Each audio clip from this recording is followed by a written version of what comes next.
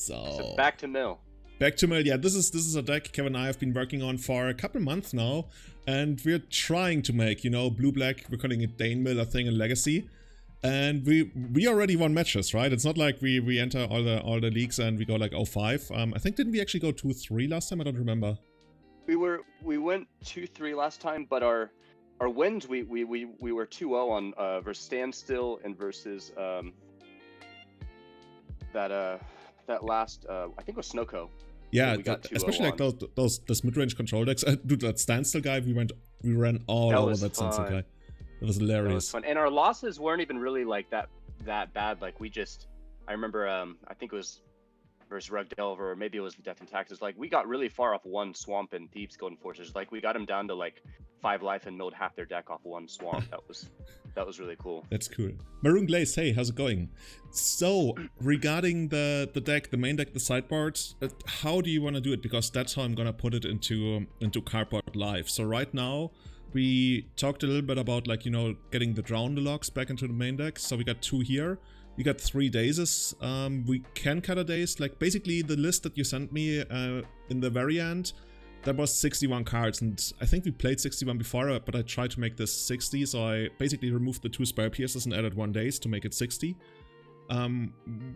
Whichever way you prefer. Well, trying it like this. Yeah, I mean, the Spell Pierces, I'm just thinking of as... I mean, really altogether, as long as we have like 5 or 6 counters main deck, I feel a lot more safe versus. Okay, right now we got. Right, I guess we got 5. Or game 1. Yeah, we have 5. That's okay, and really we probably should be playing 60. Oh, okay. In a deck like this. I'm submitting it to Cardboard Live right now. Cardboard Live wants to eat too, so we'll tell them about the deck list. By the way, Cardboard Live, recently they started their own streaming service. It's still alpha or beta, or how you would call that. But since they publicly tweeted about it, I guess I can say that. I recently saw Travis Yu stream on that, and you can actually like buy stuff directly from them as opposed to Twitch. So I wonder where that's going. It's specifically for Magic? No. They are gonna serve like a couple of other things. Like Magic is I would still guess like the biggest thing. But I don't know how much James and Wilson talked about what other things they might be doing with it, so I don't want to like spoil it. But it's not specific to Magic. I guess it's already public knowledge that they also do like other card games, but also like even cooler stuff. Have you tried that Flesh and Blood game? Flesh and Blood? No, yeah, not yet. Have you heard of that? I haven't played that. I'm interested to check it out. But that's just what I need, another card game, huh? Yeah, that's just like so many. I heard that Hades should be really good, but apparently that's not a card game. But for like weeks I was under the impression it's a card game. And I heard really good things about Monster Train as well. Right. So, should we jump into a league? Should we try it?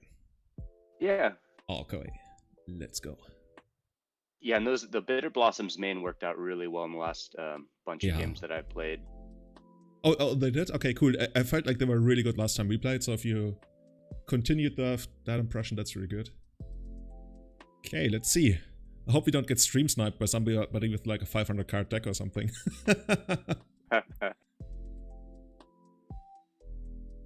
Look at this guy, Negator77. 31 trophies. I actually wonder what the record is for a single season. He might be close. 31 is when you get a 5-0, right? Yeah, exactly. He has 31 trophies. Yeah, that's a little nuts. His win percentage is insane. He's currently on a 24-1 run with the deck. He's playing that Rainbow Depth, which is kind of cool because it's a tier 1 legacy deck, kinda. It feels like. That doesn't play any reserved list cards. So if you want to pick it up in paper, it's actually like $300 or something, I guess. Rainbow Depths is what it's called? Yeah, it's like a turbo depth, but it doesn't play any you know, underground season stuff. It just plays, I guess, Gemstone Mine and Mana Confluences and stuff. Just like really cheap stuff. So he's basically saying the games aren't going long enough for the life loss or, you know, the counters on the gemstone mines to really matter, so might as well play the cheap ones. I wonder how much he wants to make a statement. Actually, we're gonna have him on the next Everyday Eternal podcast, so I guess we can ask him. That'd be cool. I wanna try the deck out someday.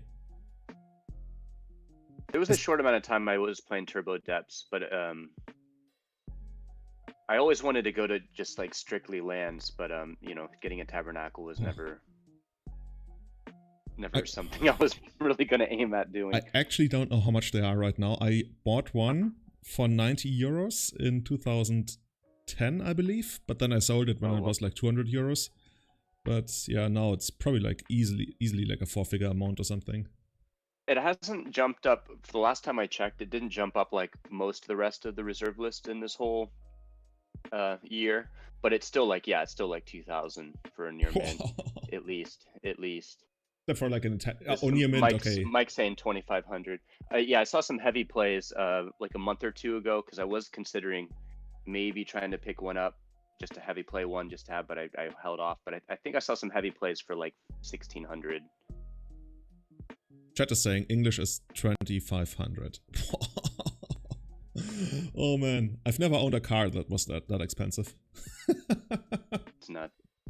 I don't know if I'd want to play with a near mint one. I would just keep it in a binder. Yeah, that's the thing, right? That's the same thing for me. I never really get near mint copies of anything I want to play, just because I know that I'm gonna play it, and then it's gonna probably like deteriorate in value. So, I guess I'm loving this hand. Yeah, this hand looks good. We will need some stuff, I guess, but for now, I think we just run out the swamp and then flash in the Enforcer just to keep them in the dark, you know? Mm-hmm. I mean, there's a tiny word... Oh, Pon says, hey, big fan. Hey. There's like a word where they maybe daze it, but that's not even that bad because it sets them back a turn. And we don't even know if they're playing Daze. They got that weird rabbit avatar. Apparently those Commander Legends drafts on Magic Online, nobody's playing those. I think only today somebody got their second trophy, because they take forever. A lot of people are drafting, but then they're not playing the matches. Because matches can take like an hour or two. I've never drafted. I always thought that would be an interesting thing to try sometime. Yeah, it's just like the interface for, you know, multiplayer on Magic Online is really bad. Okay, they seem to be elves. At least if they want to draw their entire deck, you know, if we can eventually mill something like a Kratos. Brain freeze. I thought about this, a brain freeze in the middle of a visionary trigger. Oh my god. Once they're like really far in. That would actually be hilarious if we could get that. So here I guess we send out the Glimpse the Unthinkable, I would guess. Actually, I guess should we attack? I think we might wanna... No, actually...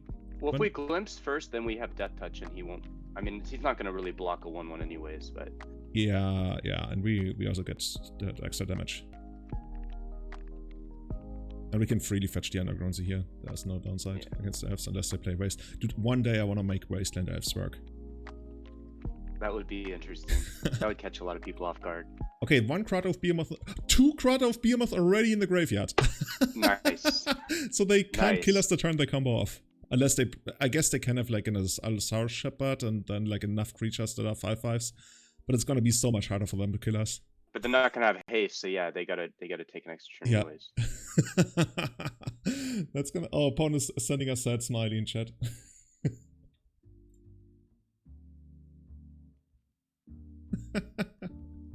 So do you see the Archons not really being used so much anymore? Yeah, they've fallen out of favor basically ever since Allosaurus Shepherd became a thing. It's not unthinkable that somebody would have them still, but they are very, very much out of favor. Like, I think less than 10% of people are playing them, more like 5.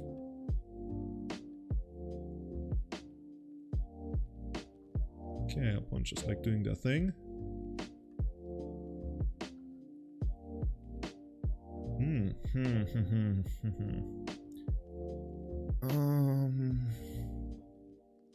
What do you like here?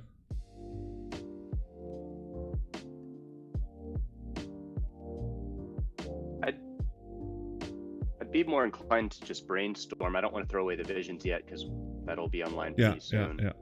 Yeah, the only thing I was wondering about is whether I want to like hold the brain freeze and then maybe do something on their turn. But I agree that we want to brainstorm here and find an extra land, just because then our brain freezes are going to be much better in the following turns. Okay, so I guess that this way it doesn't really matter too much. I guess we can put I guess we can shuffle away one thing, and I wonder what that's gonna be. Probably like a Brain Freeze. Because we don't really need to. Yeah, one Brain Freeze. The crabs will be kind of useful as blockers. Oh, that's true as well. Yeah. So I guess we do it like this, and we don't play the swamp. This would have been nice if this was an island. Then next turn we could have like gotten more value out of them. But since we're not making our next land drop anyways, I guess we just hold this. And I wonder whether we want to attack. I'd hold it back for a blocker. Okay. Okay. I mean, just since we're not really trying to win that way, I think we have a better chance of winning through mill. Yeah. Just so cool when they lose their card of Behemoth. So yeah, we gotta be aware that Shepherd is still a thing they can find, you know, Senate or stuff, so we can still like lose this one, especially since our next turn is not gonna be too amazing, honestly. Like next turn if we could run out the crab and then snow covered swamp and pass, the swamps are killing us. Yeah, if they can get like a cradle and a Allosaurus, then we're in trouble. Yeah.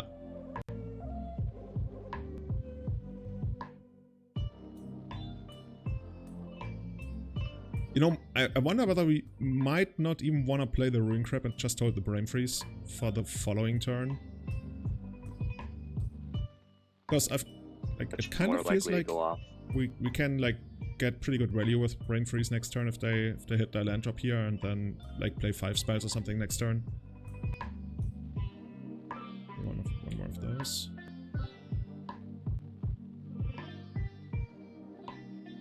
Basically no super urgent hurry here as long as we keep Brain Freeze open.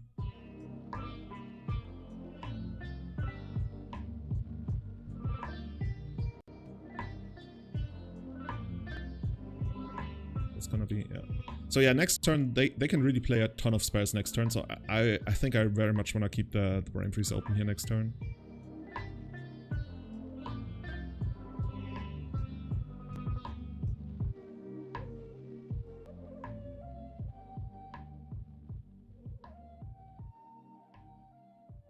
Oh wait, oh, they couldn't find a land. I bet they couldn't find another land.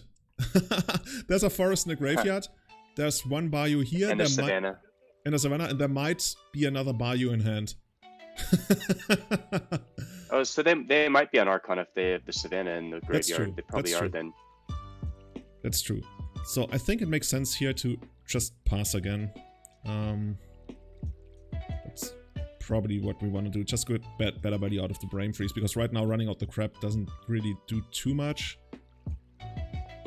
And I'm feeling I'm a little bit scared that we might like lose the game if they go for our glimpse and then kill us. Because right now if they yeah. I was gonna say, so you didn't want to play the swamp right now. No, because the swamp doesn't allow us basically anything. Like, the swamp isn't really casting anything that we are drawing next turn, except maybe Bitterblossom.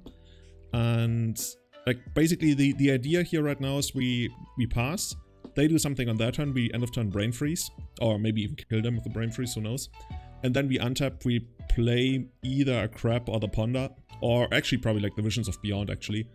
And then we run out one of the crabs, and then on the turn, like 2 turns from now, then we start going the crabs. I think that's much better, because running out the crab right now doesn't really do too much, but keeping the Brain Freeze open does a lot, and it actually cuts off a lot of lines that they could have. So did we shuffle away the other Brain Freeze, or is that on the top right now? That's still there as well. Yeah, okay. That's still there as well, actually. That's also still on top. But I feel like I'm really scared that we might die here next turn, and I wanna keep the Brain Freeze open. Just so we definitely need the Brain Freeze open. Yeah. So let's just like sit back, because next turn they have 1, 2, 3, 4, 5, 6, 7, 8 mana guaranteed, probably more. How many cradles did we mill? None. I didn't see any yet. One must be like, what are you doing? Well, we did get 2 shepherds out. That's true. They're pretty expensive for Magic Online.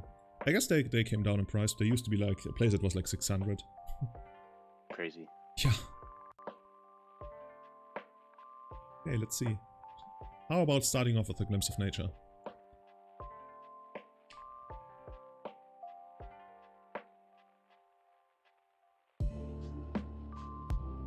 Already looking at our sideboard to see what we might bring in against them.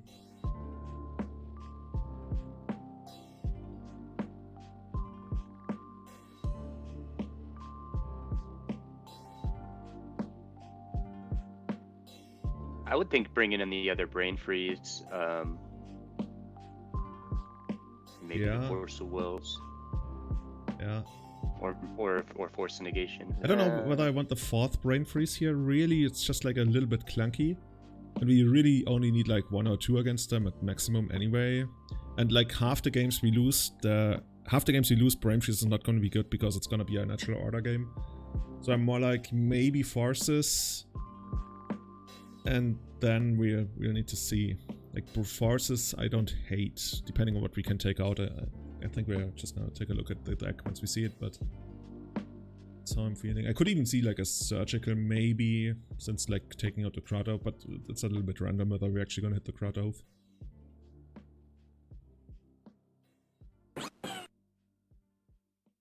Gentleman Finn is asking, hi Julian, which Elves version is the best list, running blue or no? Well, the most common one, the most proven one is one not running blue, but there's one that runs blue. Okay. Natural Order, what do you think they're gonna get here? I guess the Natural Order... They probably have an Archon. Yeah. It's just like so uncommon to have an Archon and 2 Crowd Oath Behemoth. Usually it's like 1 Archon and 1 Crowd Oath Behemoth.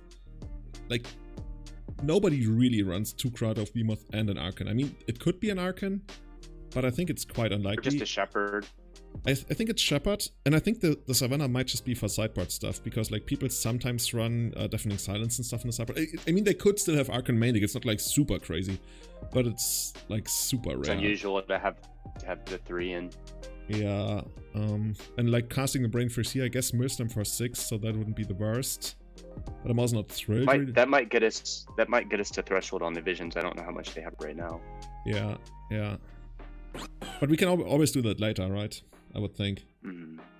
I don't hate letting this resolve, honestly. And then we'll see what they do. Like, if it's Archon, it's Archon, and then we might lose, but overall I think we win more games by just waiting. Because it feels like they might just get Shepherd or something.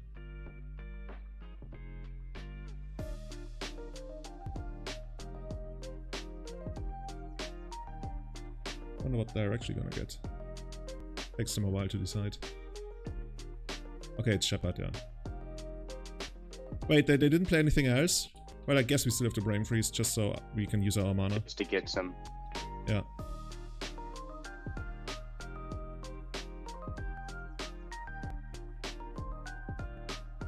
Man, on the last turn, had we held it for the last turn, we could have actually milled them for, I think, like 15 or something. Yeah, that would have been cool. So I guess we just start out through the Visions of Beyond. It's actually really rough here. I guess we can like jump block one of those and then take 10, 12, 14. Well, we can survive. We also have crabs. So I would lead on the Visions of Beyond and expect us to find, you know, like a blue... Fuck. I didn't mean to click the swamp, but as I was moving it over, it went into play, so that's not great. Okay, that's bad. I wanted to move it next to the Brain Freeze. So what are we gonna do here?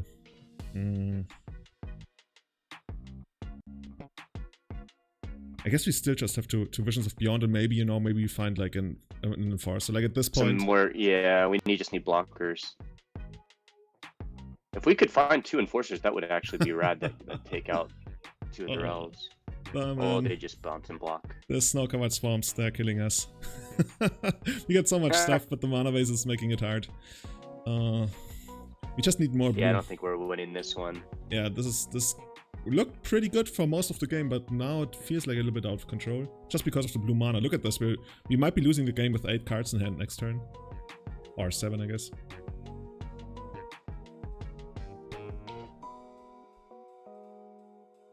Maybe, you know, looking at the deck list now, maybe we can't afford to play 2 basic swamps. Yeah, if you look at this, it's actually kind of crazy how much blue we have, and we're basically playing 2 lands that can't really get... Maybe we just like play another fetch land. Maybe a Scalding Tarn. I wish there were more Prismatic Vistas. Prismatic Vista always feels like it's the best card in the deck. Yeah, Vista's pretty great. I wouldn't hate going to an 18th, because we have 17 lands, right? I wouldn't hate just going to an 18th, just to have one more fetch, but... Yeah. I think mana-wise we are super okay. We are super okay, like... Here we are like great mana-wise. It's just like the composition of the spells. Like the deck is super low to the ground mana-wise. And... like 18, I don't hate the 18th land, but usually you play basically... In a deck like this, you would basically play 14 and 4 wastelands. That's like the tempo approach. So here we're playing 17, which is kind of equivalent to 14 plus 4 wastelands. And I think maybe we... With as little black as we are playing, and we don't need black right away except for the Enforcers, I wouldn't hate playing another fetch land. Yeah, I think that's... just in place of that second swamp. Yeah, yeah. It's just like so bad. The second swamp that we drew here, it was so bad. We literally could only play a single spell every turn, even though we constructed our deck to have like critical mass. And we very much have critical mass, right? We could have milled them for so much more if one of those had been like a fetch land. Mystic Sanctuaries suggested in the chat. No, we can never make Mystic Sanctuary work because the deck is so low to the ground mana-wise. And like if we get to 4 lands in order to make Sanctuary work, that's already like very, very far. Like that's rarely happening. And even then we just put the stuff on top. Okay, so this is actually not that bad. I expected this to be worse for us. It's interesting. Well, do you want to just block and make them have to replay the... Oh, I guess Visionary is bad. Yeah, so Symbiote's probably bad. Yeah, we just take away the Visionary. And... well, this kinda gives us a second blue.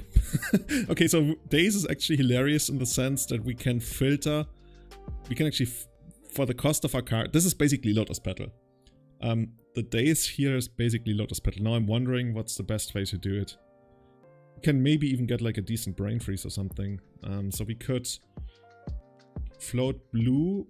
black, cast Ruin Crab, Daze the Ruin Crab, bouncing the sea, pay with the floating black, replay the sea, mill them for 3, and then Brain Freeze for 9, I guess. I think that's the best we can do on this board right here. Kind of interesting. Yeah, I don't mind that. And then we can try to make something work on the following turns. I don't hate that. Actually, yeah, that also gets us a Ruin Crab into play. Actually, that's kind of cool. And they are at 25 cards, so if they don't kill us next turn, then they're like pretty yeah, close. it's still hard, but even like just getting the Ruin Crab is kind of yeah, cool. just getting crabs out to block their 5/5s, we would have a lot of time. Yeah. And once we take out the other symbiote, then the things get easier too. One's like looking at this, they're like, what is he doing? I guess that's a neat little trick with Daze that I didn't think about before. Oh, opponent just told us they're conceding the match. Wait. Julian wins, wait.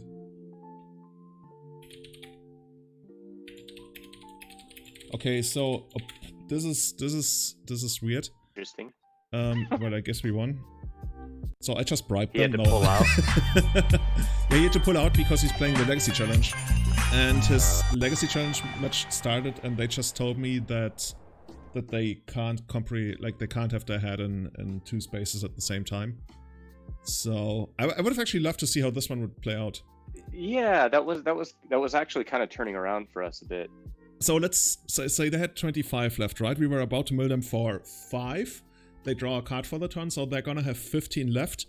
And we can play the second crab this turn. Or I wouldn't have been more, because weren't we gonna Brain Freeze for 9?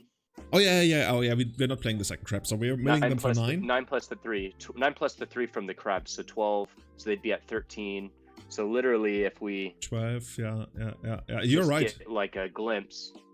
Yeah, if we get a glimpse or just like a chain for... Did we have a second Brain Freeze, or we only had one, huh? I think we just had one. Yeah, that would already have been the second brain freeze because we fired off one end of turn. Oh, we got 2 archive traps, dude. The next 2 cards were archives.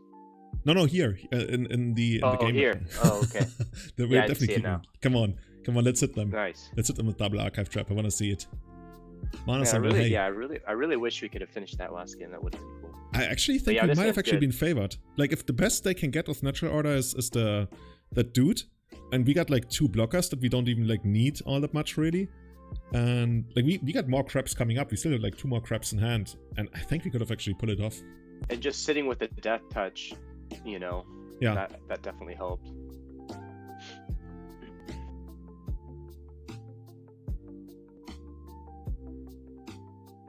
Something that I'm only thinking about right now that you brought up when we were blocking, maybe we should have actually blocked the Shepherd with the death touch. Oh no. Oh god, we're playing against Upsal spells. So I was saying there were 3 Shepherds in the graveyard already, so had we blocked with death touch, they would have needed to bounce. So it would have been like a trade-off between getting the Symbiote for sure or saving us 4 points of damage. Oh, never mind. This is like a really weird deck. I have no idea what we're playing against. Does anybody in chat know what we're playing against? Look at the top 4 cards of your library. Doesn't count as searching the library, I would guess. Yeah, this is an interesting deck here. I would say so, yeah. That's a good way to put it. So I would guess we're not really getting the archive traps up here. Dude, I have no idea what this is. Lotus Petal, Chalice of the Void, Chrome Mox. Chalice is going to be Chalice pain in the ass. I was thinking it's Karn Echoes, but it's certainly not, because Karn Echoes doesn't play Punching Fire. And also not Chrome Mox. And usually also not this. It's very much a brute. So Chalice is going to be a real pain in the ass. So, but we can't really do too much about it, can we? I would just get our probably get our Thieves build out. Either Thieves Guild or chip down the Narset. Oh, that's a good point. Mm-hmm. The thing is, like, the Narset once he not... chalices it, we're not gonna cantrip once he chalices. So there's either the world where we brainstorm and then try to shuffle away as many 1-drops as we can, or we just run out the crab because the crab represents the most mill. I don't know how good the archive traps are gonna be, but we might just hope and try to rely on them. But I don't hate the Enforcer taking down the Narset. Would we try to brainstorm? Because then we're just throwing cards away since we can't draw them. Well, I was saying about here. Oh, we can't even like. Oh yeah. You're a good point. I was like before the Chalice, but it wouldn't even make sense. Yeah, with as Narset even. So I guess. Do you want to just put the crab out there just for continuous stuff, or would you rather? Yeah. The thing is, like, running the crab out there tells them what we're playing and exactly what we're doing. Yeah. Maybe you know they're down to 1 card. You know, maybe this is just gonna do it. Maybe we just run out our 3-2, like hopefully eventually 3-2, and hope to get there that way. I don't hate that. Yeah, I'd side with him for sure. Okay, let's try that. I guess that makes us get the basic swamp, the hated basic swamp, but I really don't know what's going on the other side. Maybe this would have been better for Underground Sea and then this for Island, but it's gonna be hard either way. It would be so much easier if they just searched the library. Come on, opponent. Fetch land. Search your library, do it. It's gonna be funny when they're gonna activate the Narset and they still have no idea what we're playing. Punishing Fire, come on.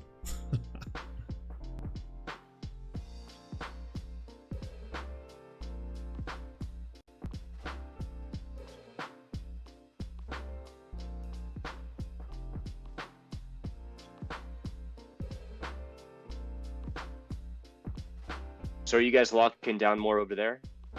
Yeah. Started, like, well, we had a pretty serious lockdown in spring, and then we eased it up a little bit in summer because the numbers were getting a lot better. But ever since, late October, early November, they've been even higher than they used to be in spring. Both cases and deaths. So we're jumping up a lot. We're getting into crazy territory right now.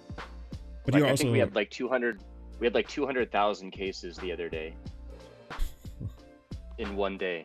Wait, in one day? Like you had... I know you had like 250,000 deaths, but 200,000 cases in a single day is wow.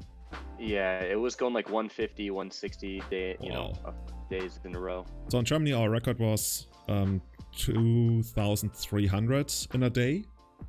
And the US is like 4 times bigger, so like that would be equivalent to you guys having like 90,000 something, but you having 250, wow. Or did I say Germany's 4? US is 4 times bigger, but yeah, 4 times, basically times 4. So How yeah, much is your guys' population's like 60 million? No, like 80, well, it used to be 83 million, but then they were like, actually it's only 80 million, so it hovers between 80 and 83. Is this still their upkeep? Yeah. Opponent doesn't know what they're doing, apparently. Or they don't know what they want to be doing. They're still stuck in the upkeep, but they didn't disconnect. I have no idea what's going on there. And we certainly didn't disconnect either. No, we're still like present in chat. If he's just thinking... I think they might just be Well, there's nothing he could be doing. There's nothing he could be doing right now. Yeah. During his upkeep. There's like nothing that makes sense. Like technically there are effects that you could play on your upkeep that would like influence your draw step, but that's not really a thing. But he only has a chalice in hand, yeah. Oh yeah, true, we know about the card. This is... One's checking the stream, well I guess if they want to. But the internet should be fast enough to have caught up with us by now.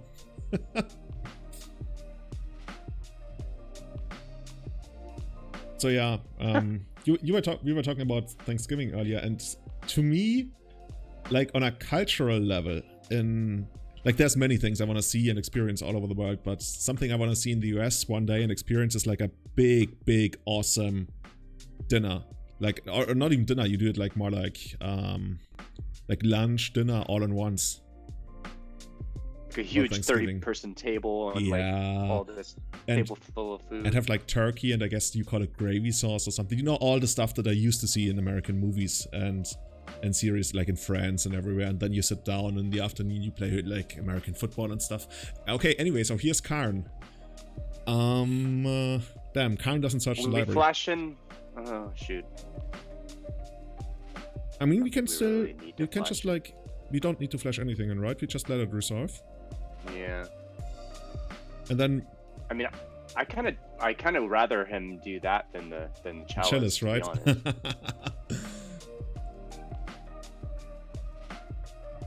Wonder what they're gonna... Oh, liquid metal coating. Oh, that's gonna kill us. Liquid metal coating is the end of us unless we can kill Karn really quickly. So let's see. Oh, got a hiccup. I just had steak. Okay, so can we actually get them? We can't really get them to do anything here.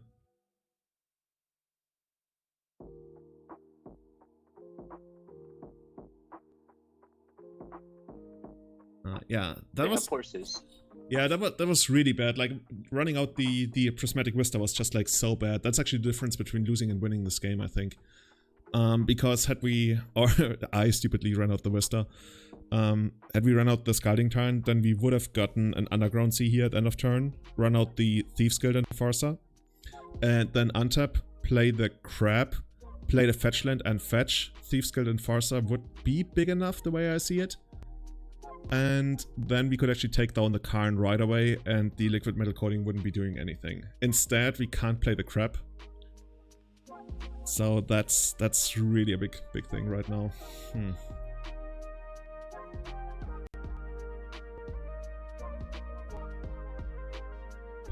Chat is saying opponent's probably playing the new pirate. Yeah, I would guess. So I think the best way to go about this is to probably take out the Narset. Yeah. I think that's... Yeah, we need to be able to cantrip. Yeah. Let's take out the Narset. And... Do you think they will ever search the library? Probably not. That's like, doesn't really strike me as the kind of deck that would search the library. This is the last time we're gonna have blue mana in quite a while. Should we run out the crab and just hope to get there on the fetch lands? Yeah, I'd run out of crab and then just hope they don't. Well, they're gonna play their chalice next turn. That's gonna be annoying. That'd be really annoying. Yeah, I really fucked that up. I shouldn't have played the Mystic Vista on the first turn. The Prismatic Vista.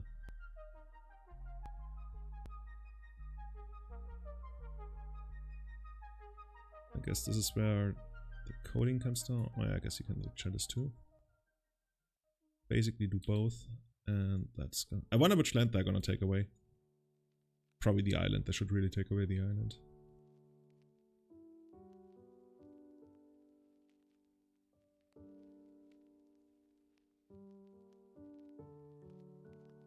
Yeah, they take away the island.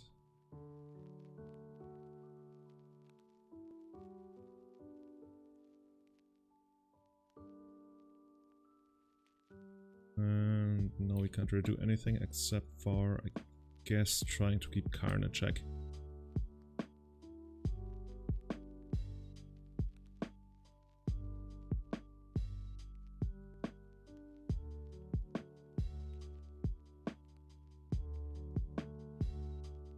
You must have caught the exact moment where everybody's starting their challenge matches because opponent is really slow apparently. So I guess they're double queuing or something. Ancient Tomb. Well, liquid metal coating destroys the island? I thought it just made an artifact. Yeah, it makes an artifact and then Karn animates it. And then so it turns into a 0/0. And that's how we lose the islands. You know, you plus, basically you turn it into an artifact, and then you plus Karn on the land, so it becomes an artifact with converted mana cost equal to its or power and toughness equal to converted mana cost. And since, it's just 0/0, yeah, that's just like the way you often kill with Karn. You don't even need anything else. And that's also something you can do when you minus Karn. But you still want to use your coding. You can basically use it like a Roshaden part. So on our upkeep, they turn it into an artifact. And since Karn turns off all the activated abilities of artifacts, that means we also can't use it for our turn now. I don't know how we're going to get out of this. Well,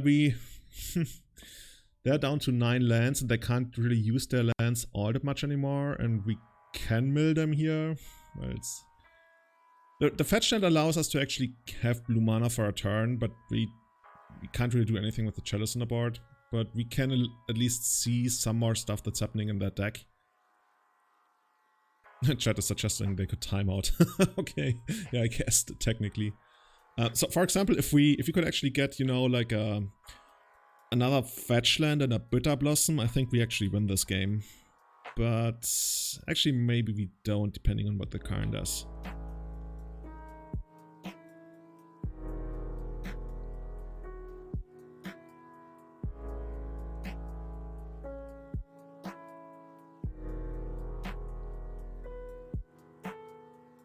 So we just take it, right?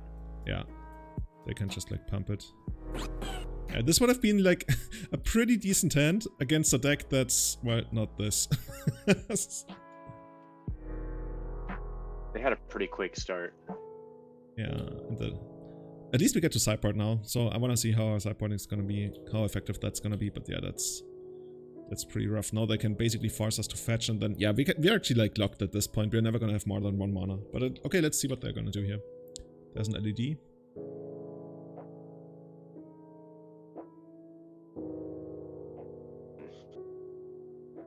One's probably like wondering whether they should minus Karn to get something really big, but it's probably not worth it.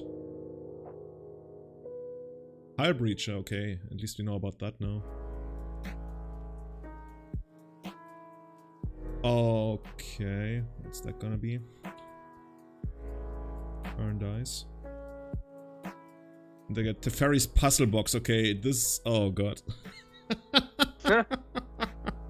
At the beginning of each player's draw step, that player puts the cards in their hand on top of their library in any order, then draws that many cards. Okay, with Hull Breacher, that basically says we lose all of the cards in our hand, and they get like a Lotus Petal for it.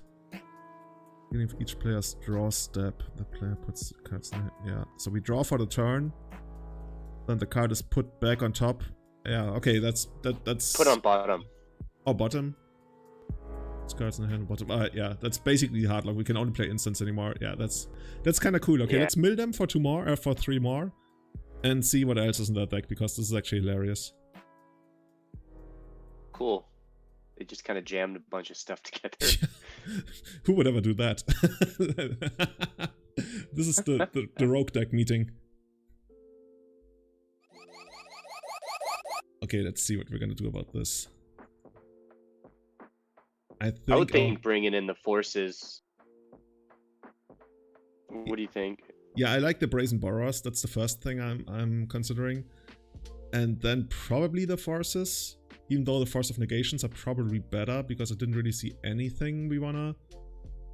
I guess Higher Breacher could be a thing that we might wanna force. The Force of Negation can't hit. It's so cool. Oh, I guess Archive Traps are gonna come out, because those are not gonna do anything. And then, let's see. Still need to take, so it's like... So, I also like the Force of Negation can hit Punishing Fire, which can be annoying, I guess, with our Hedron Crab. And our Thieves Guilds and Forcer, even though it's like really slow. So we probably can't afford to play like 6 of those. I'm wondering what we might want to do. Don't hate Dazes. They could be like a problem though. Maybe Dazes. Honestly, Brain Freezes are probably not great against them. Like they play like one big awesome spell and then we mill them for 6. That's okay, but it's not great. And I think I would take out the Brain Freezes. And 3 of them? Like take out 3 Brain Freeze in 1 days? Maybe a Farce even. I don't know. Guess 1 days we can do. Okay, let's try this. Cards are probably gonna be too slow. I don't hate them. Maybe you should try cards. I don't know. How many creatures did they... I wouldn't try them here. I mean, I wouldn't try them in this matchup. They seem too quick. Yeah. Yeah. The thing is, like, the cards are still good even when they have, you know, Karn and everything going, but okay, let's try it like this. The card that scares me the most is basically High Breacher when we have cards going. Because then they can actually steal back the Monarchy pretty easily. Yeah, okay. Bueno.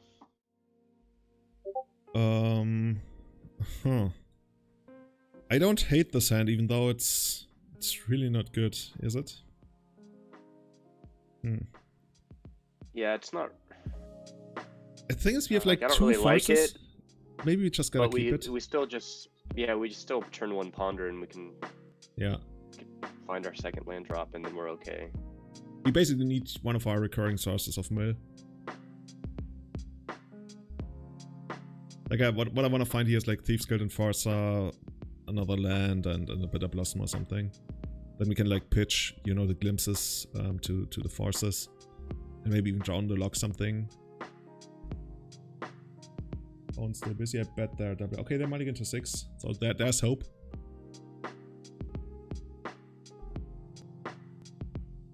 Let's see what we can find here. Where there's a second land, there's a Brazen Borrower, and there's a Drown on the Loch. I guess we just gotta keep that. Actually, the Drown on the Loch is gonna be awkward. That's not bad. I'm putting Drown on the Loch on the bottom because I think it's a little bit hard to make work. Because once we get 1 glimpse in...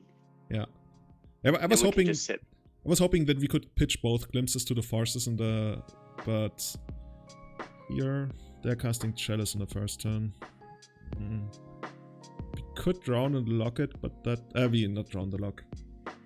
We could Brazen Borrower it, but that's not great. Because it locks up our mana for next, and I think we just have to force it, right?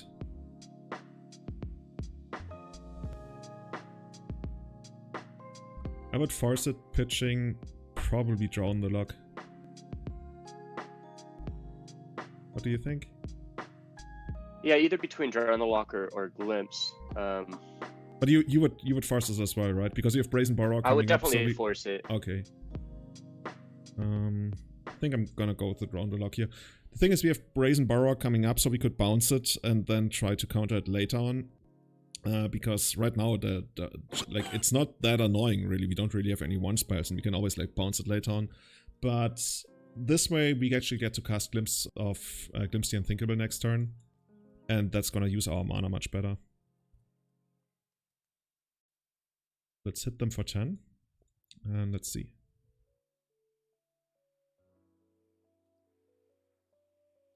This is basically what I'm like. This kind of scenario is what I'm always saying when I say like the critical mass is so important, because now we already used one force, and if we actually have to use the second force, then we are left with one card, and the only thing we did is mill 10. Oh my god, Echo of Eons, dude! How can we beat Echo of Eons?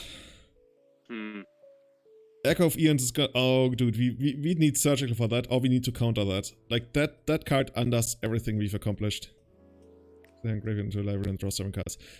I think we gotta let this Chalice here resolve, and then whenever they go for Echo of Eons, we gotta have a force ready, otherwise we're getting super destroyed.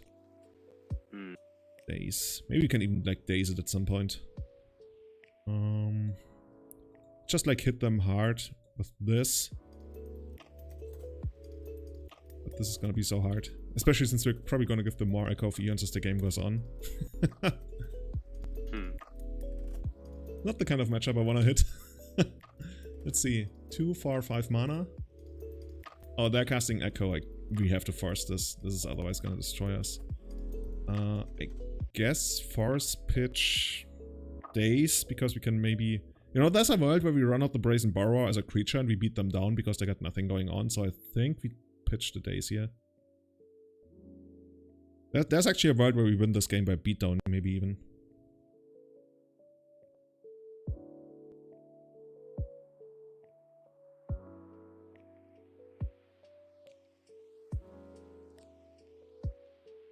I hope they don't have like any kind of counter magic. They did forces, I saw in the graveyard last game. Oh yeah, they had a force last game. That's right. Okay, so at least we got another answer to what they could be casting on their turn now with the second. Okay, they got force, so they got nothing. I would really. Oh, Bitterblossom is great, dude. Bitterblossom is really gonna be good here. They're down to 14. We can actually kill pretty quickly with Bitterblossom, and we got the force. Oh, now they're doing something. Okay, they are forcing. I think we have to protect this. Yeah, I would keep the Bitterblossom out. Okay, let's protect this, and then hopefully we can ride the Bitterblossom to victory, and they don't hit anything they could need. Oh, they got another force. Okay. Oh, they got another force. So let's find another. Okay, we got. While the Rune Crypt doesn't do anything against the Chalice. This is an interesting game, not gonna lie. Okay, we got another force. Oh, dude, if we can ever find another Bitterblossom, that would be insane. Oh, they got something. I guess that's... Ballista? Looks like Ballista. No, they got nothing? Okay. They were about to tap their mana.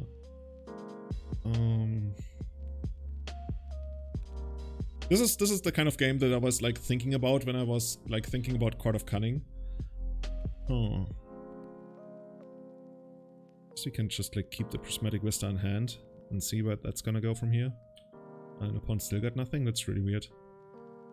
The land we should play now.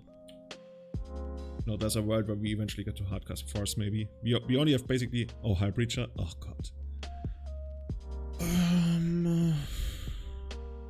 Do they have another Echo Vans in their graveyard? Or not yet, no. They use their only one? They used the only one and they pitched another one to force, so there's probably like 2 left. I would guess they have at least 1 in hand, because there's like very few cards they could actually have in hand here, and that would be one of them. 2, 4, 5, yeah, they couldn't have cast it yet. High Breacher. I mean, the crab doesn't really do too much for us, even though High Breacher isn't that scary either. And we don't really have... Like, we've got 1 more out. We can bounce the Chalice with our last remaining... What's it called? Brazen Borrower. Because the other one is in exile already.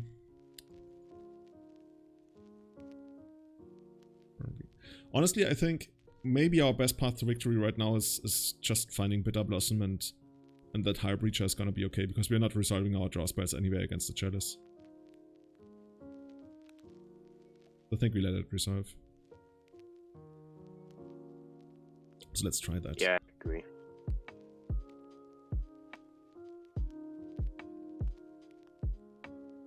Yeah, Echo's not so pleasant to think about. Oh yeah. Yeah, I think we will have to bring in our surgicals, otherwise... Oh god, now they have growth. Honestly, we should probably just go to... No, we can't go to the next game. This is already the second game. But this one we're not winning now. They have Punishing Fire going on. They have Punishing Fire going on as well, so our Bitterblossoms are not gonna get anywhere. Man, that Chalice, man. We even talked about how punishing the Chalice is for the deck. Yeah, Chalices are not very fun to deal with. I mean, so many of we have so many 1-drops. Yeah, we basically constructed the deck to be like all incremental mill spells. And they're like just to be more like lean on the mana, and now that's happening. Yeah, I think there's actually nothing. Yeah. Do we just concede this one? Yeah, I think we have to concede this one. There's nothing we can really find here.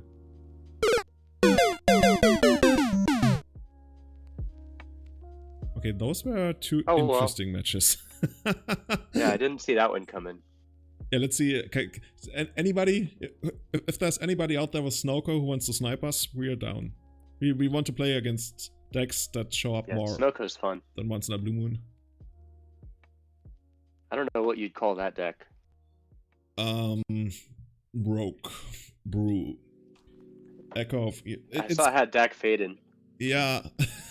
So it's basically, it feels a little bit like the Urza Stompy deck, but you add black and you play like all those red spells that they had, and they probably wouldn't have Urza. Maybe they would have Urza, I don't know, but that feels like... Teferi's Puzzle Box was interesting. I always thought that was a cool card. Yeah, I like these cards that mess with the draw step, but I mean, in the past they've never really done too much. They're just cute. They're just kind of cool. Yeah, there's also what's the one where you can pay live? There's one where you can basically, whenever you draw a card, you reveal it, and any player can pay 2 life, and then you don't draw it. It's almost something to Teferi. That's black. Source Weirding. That's the one. Oh, is that black? No, it's blue. Source Weirding. It's called. They're playing against Thomas Manchin. He's the winner of Eternal Weekend Europe 2017. I was in the top 8 with him, but I couldn't get there. He did. He's probably gonna either play lands or actually can't really tell. He's probably trying something new. But this hand is really good. Wow. Oh, can you make the screen bigger? Oh yeah, that's what I'm gonna do. This hand looks really good. Yeah, I like that. That's a good hand there. So the way I see this hand playing out is first turn Crab, second turn Bitterblossom, third turn with the Bitterblossom trigger on the stack, flash in Thieves Guild Enforcer for maximum mill, basically. That's how I would play this out. I think that's probably the best way to go about it, especially in the blind. That's cool. Okay, cool. Let's try that.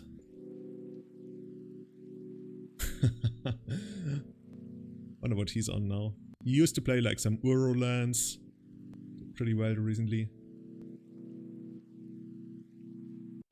Yeah, it's kind of funny, like, Uro is not, like, of course, we fuel them a lot and make it a lot easier for them to get online, but I remember, like, the last stream, we actually didn't have that much of an issue against... Yeah. Yeah, I guess part of it is that's like a huge tempo loss for them. Oh no. There goes that. It's a huge tempo loss for them to have Uro. And oh, there's a crab. Huh. And we don't care about the life gain. So what if we... this is weird. So if we can run out the crab, or we can run out the Bitterblossom, and both can be dazed, because if you run out the crab, we wouldn't run out the fetch land yet, right? So I wonder whether we want to run out Bitterblossom with the swamp, and then if I'd value the Bitterblossom more. So you would run out crab? Yeah, I'd run out the crab if we're thinking it's going to get dazed. Okay, let's see. Oh, he's forcing it. Like, end this... Force pitch Daze. Okay, cool. So I guess we might as well run out the Thieves Guild Enforcer now, right? Why didn't he just daze? He wants to cast Shadow Darkness next turn. This is like almost guaranteed that he wants to cast Dread Arcanist next turn. That's like a thing that used to be a thing when people were running like Landstill, and they had like Dazes. So the good thing with, although it's not online yet, but I guess, you know, if he does have the Arcanist online and he attacks, he gets his recast trigger, then we could still flash in the Thieves Guild and it wouldn't be able to get bolted. That's actually good. Right? Or does he have to cast it right away? But the thing is, we don't have Death Touch. Yeah, so we need to get the Death Touch going. So we can't block it, but we can do it and make it so that it survives the Dreaded Arcanist. I was wondering whether we could actually ambush it, but I guess we can, because this is like all mana stuff, right? It's the question is more like, what you're suggesting is something that would happen on the third turn, but then we miss basically out on casting Thieves Guild Enforcer here. And that again like makes our mana worse on the next turn, so I think we still run it out here, even though it might die to the Lightning Bolt if they attack. Just because for mana reasons. Guess... Actually what we could do is we can also just like play the Polluted Delta, run out the Bitterblossom, and then do what you suggested, even though that makes it like a little bit tighter mana-wise. But I don't hate it. I think that's then actually... we get another mill off the Bitterblossom trigger. We might, yeah, we might. But yeah, actually, let's try that. Let's try that. Or just draw Crab? Okay, no. I was scared we would draw Crab, because if we drew Crab, then we would have been a little bit punished. Okay, Bitterblossom just like straight up resolves. Sure. Hey, Min! How's it going, Min? If you ever have any questions about hardware, tech stuff, ask Min in chat. He's the wizard of anything tech. And probably many more things. Hey, Mr. Nuke Ellington, finalist of GP Ghent 2012, playing Fs. How's it going, man? Okay, they got Brainstorm. They're probably gonna flashback Brainstorm on the attack. You know, if they put enough cards in the graveyard this turn, our Thieves Guild Enforcer will just naturally have Death Touch. But they're also gonna like flashback one of the cards, so it's quite unlikely. Ponder, they did shuffle off the Ponder, that's good. So here I guess they flashback the Ponder. Yeah. Okay, let's see how hard we can actually mill them. They're gonna have 4 cards in hand.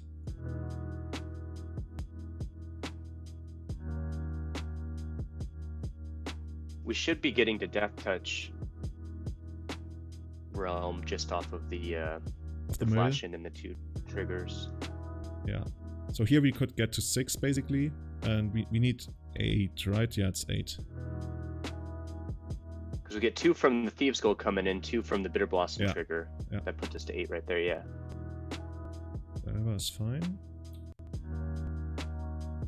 This is once again a weird fetch, but I guess we... Do you fetch Underground Sea here, or do you fetch Snow-Covered Swamp? I think we gotta fetch the Snow-Covered Swamp. I would rather get us... Yeah. Let's try that. We don't really need too much blue right now. We don't have crabs. Like, the crabs is always what makes it a little bit awkward when we don't have, like, proper mana. Because then we have to sequence in ways we don't really want to sequence. Okay, let's see how this is gonna work out. We mill them for 2 again. And... I think now we just, like, start off the Brainstorm. Maybe we hit another Thieves Guild Enforcer. Archive Trap, huh? Archive Trap, Hedron Crab. Somebody could make a rap song out of this. Archive Trap, Hedron Crab. Dab, dab, dab. So, I wonder how good the visions are gonna be. So we're probably gonna lose our Thieves Guild Enforcer on the next attack because the Lightning Bolt is gonna strike it. But what? So we don't really have any milling going on right now, which is kind of a problem. So there's like a world where if we get the crab out, like if we play the island, get the crab out, just that might soak up the bolt. I don't think so. I really don't think so, because then if they attack, then they lose the Dreaded Arcanist to the Thieves Guild Enforcer.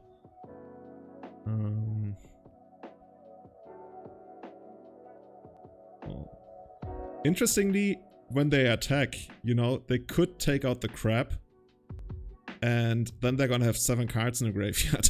It's actually, and then we don't even have like anything. Then we got like a 1/1. Then we couldn't even block, so they might actually do that unless they put anything else in the graveyard. So once again, it's actually awkward now with the second snow-covered swamp because we found a crab in a land and we can't like play the crab and then land. And the second snow-covered swamp, I mean, we consciously fetched it just so we can have mana, and I even said like, hopefully don't draw a crab, but we did draw a crab. There's really not too much we can do here, but hope that the archive trap is gonna be live. Otherwise, I think we just gotta send away the... Man, the visions is the only way we can win this game, but that's the problem. I would probably send away... Oh, it's so hard. Like... Do like the visions and then the ponder on top?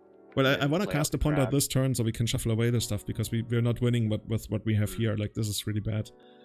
I think we gotta send away, like, the Hedron Crab.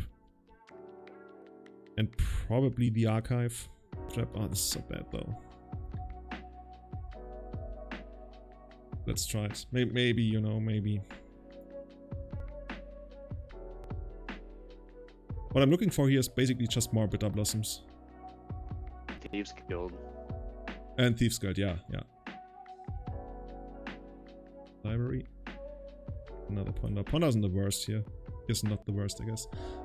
What if we try to race? Actually, we're probably not racing them. But this one. Should we just swing in now just to... Yeah. I mean, because he's just gonna bolt it. Yeah.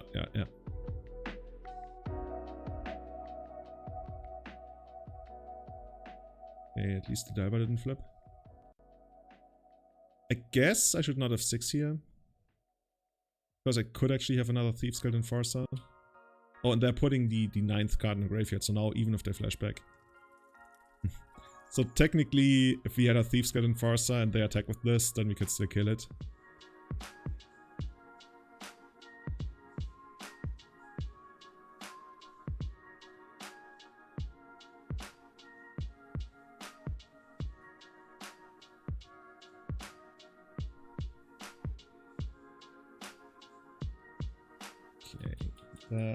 That Ponder didn't shuffle. They kept.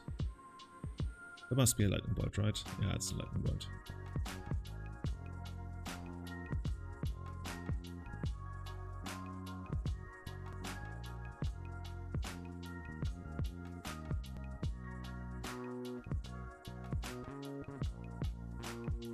Oh, there's a fetch land even.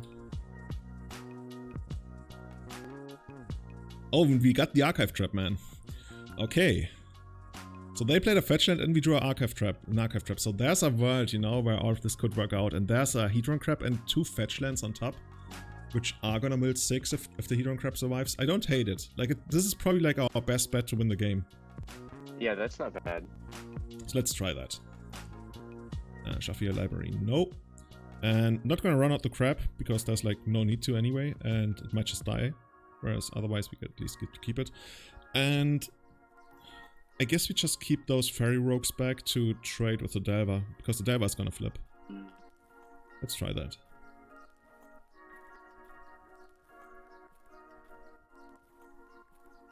He's probably gonna reveal something to Delver and then fetch, so he doesn't need to draw it. Oh, he fetches right away, okay, because he didn't have anything on top. Okay, cool. That works for us. And now this is interesting. Now we actually get to see what he has on top, and then we can decide whether we want to archive trap that away. Oh, Delver didn't even flip. I think in this case, I don't even want to archive trap, because he's probably drawing a card that's not very good for him.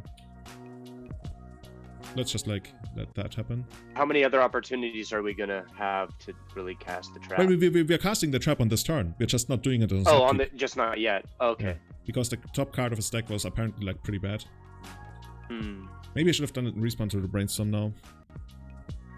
I should have probably done it in response to the Brainstorm. Oh, that was bad. Because now he might have found like a force or something. Second Delver. The land. I guess now we just do it at end of turn, cast for 0 and see. One of these just gonna take it. Yeah, he just takes it. And Well, that gives him another lightning bolt he can fight next turn, but at least we can hopefully mill him for 6 now. Also, our Visions of Beyond is turned on. This is actually like, this is all cool here. So how about we just like start off on the Visions? He's got 21, let's make sure. 20 or more cards in it, yeah. So let's start off the Visions.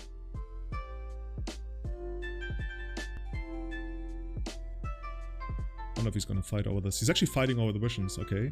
Force pitch Daze. Now we got the Crab. We mill him for 3. Okay, more stuff in the graveyard. And now we actually get to decide whether we want to mill him on the upkeep. Oh, he does have Wastelands. Huh? Wastelands? Yeah, he's got Wastelands apparently. 1, 2, 3. 3 in the graveyard already. Okay, cool.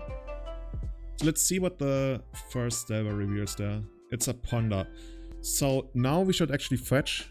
Just so to have a chance for, you know, first of all, to get the Ponder away.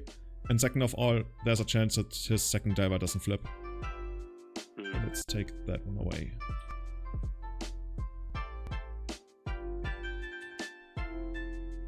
Oh, is this one flipping? This one flips off Chain Lightning, okay. Well, we are down to 12 life. It's somewhat critical. He might just get there on attacks. And even just like on flashbacks with the Dreadhorde Arcanist. Yeah. And also on the Bitterblossom.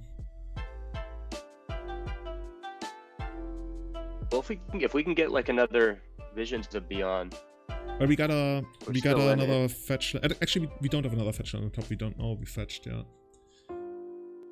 So, Lightning Bolt. He might really just hit our face. I don't know. Yeah, he's hitting the face. And then we double block 1 and then block. Or is he targeting? We probably have to double block because like we could ensure ourselves against like another lightning bolt by triple blocking, but it's quite unlikely he's got another lightning bolt. Actually, maybe he does.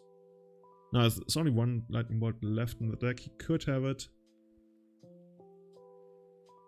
Yeah, I think we gotta do it like this. The main reason being that if this works out, then next turn we can still double block another Delver, and actually we can't unless he kills the Crab. But we're gonna see about that. So he's got like many different options what to do next turn. For us, we basically hope that he kills the Crab next turn with the attack. Then we can double block the second Delver, but all of that relies on him not having another lightning bolt in hand, and I guess we are about to find out.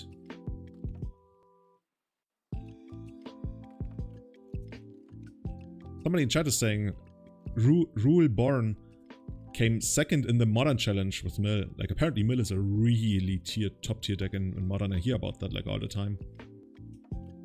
Yeah, and I never played it in Modern. I've honestly never played a Modern game, I think. Yeah. Ever. I've always been the Legacy. Oh, no, I played a couple like standard games.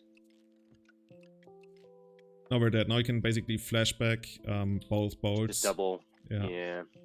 How many bolts does he actually have in the grave? Actually, thus far he's only got 1, but I think he's got 1 more in hand that we know about. We can hardcast Archive Trap. Dude, we're so close. This is like... Dumb.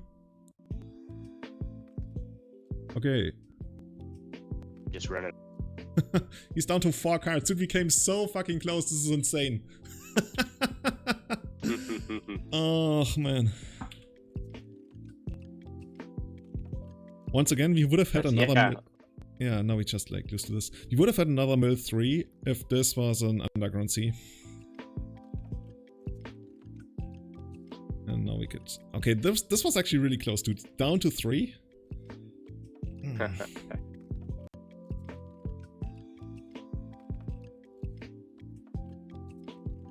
Okay, blue-red Delver with lands.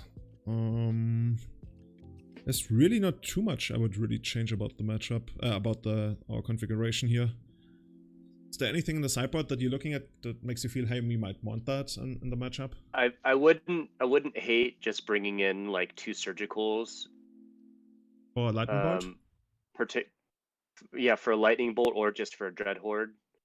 If we can get an early Dreadhorde in the graveyard out, that's a lot less we have to worry about. The thing is, we probably can't mill a Dreadhorde before... Like, that's like a Figure it very, out. very, very precise scenario that relies on us being on the play, which we are, and us having, like a turn 1 turn 2 Crab, mill. or maybe turn 2 Glimpse, and them having, like, Dreadhorde. It's... On the draw, I'm not too big of a fan of it, because Dreadhorde will probably come down before we can do anything. On the play, I don't hate it. Even though that still doesn't solve the Delver problem, but I guess Bitterblossom does a little bit. So what can we take out? Yeah, and even just taking out like a lightning bolt or chain lightning, so the it's like it still puts us behind because we lose a card, right? But it's okay, I guess. The big thing is always critical mass, and losing a card with like surgicals, with forces.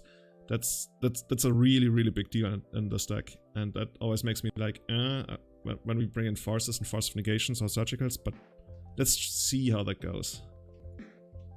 So what would you take out in place of those two? That's the thing. Like I think everything in the main deck is better than the surgicals, but I'm trying to see anything right now. Yeah, let's just take him out. Let's just take him out then. It looks pretty trimmed right now for this matchup. Like everything looks pretty decent. Let's try it like it is, yeah. It feels kind of weird from a deck building perspective that we wouldn't have anything to bring in against Delver. But we already have 2 drones in the main, which I kind of like. They're not exactly good against Delver, but I guess they're part. I wish that... You know what I want? Maybe chat can help us out. By the way, Vincenzio, thank you. We're playing a leak here, yeah. If chat can help us out with a mill spell that also kills a creature, or maybe you know one of those. Like basically a removal spell. I don't know of any. That also mills. Off the top of my head, I don't know of any. Let me see if I can look one up. Yeah. Maybe there's something. This hand looks pretty good, right? We're just gonna run out the crabs and try to make them work. Yeah, I'm cool with this one. I mean, I love having the glimpses just as follow-ups. Let's try that.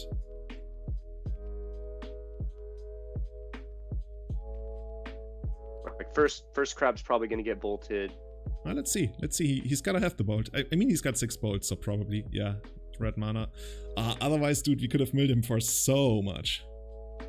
Okay, let's try this. Because that's 12. I love getting the turn 2 12. Now we get this one. Oh, Thieves go nice.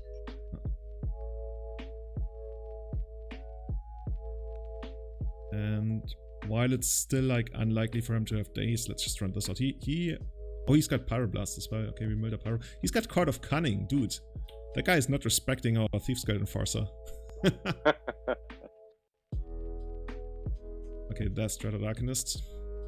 Why is he playing Court of Cunning? I mean, I guess it's just Monarch and he's aggressive. So I mean, he probably brought them in against us, just because like he can easily take the Monarchy. Like he's the more aggressive deck. And so that's like we're basically like to him we're more like a control deck with a combo finish, even though we're like not a control deck really, but that's from his perspective he's gotta play it like that, I think. What can he flash back next turn? He can flash back Chain Lightning Prayer. He's got that's... What if we run out the Ruin Crab and just hope to hit a fetch land next turn? Yeah. Let's just try that. Next turn when he attacks, he's probably gonna Chain Lightning the Thieves Guild Enforcer. Because that one would otherwise kill the Dreaded Arcanist.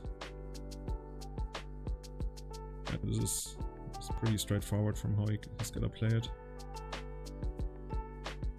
It's this one.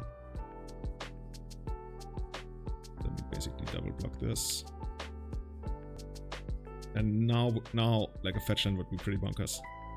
I don't like that he taps for red mana here. Blue mana, okay. Blue mana is fine. Looks like he wants to play a second Dreaded Arcanist.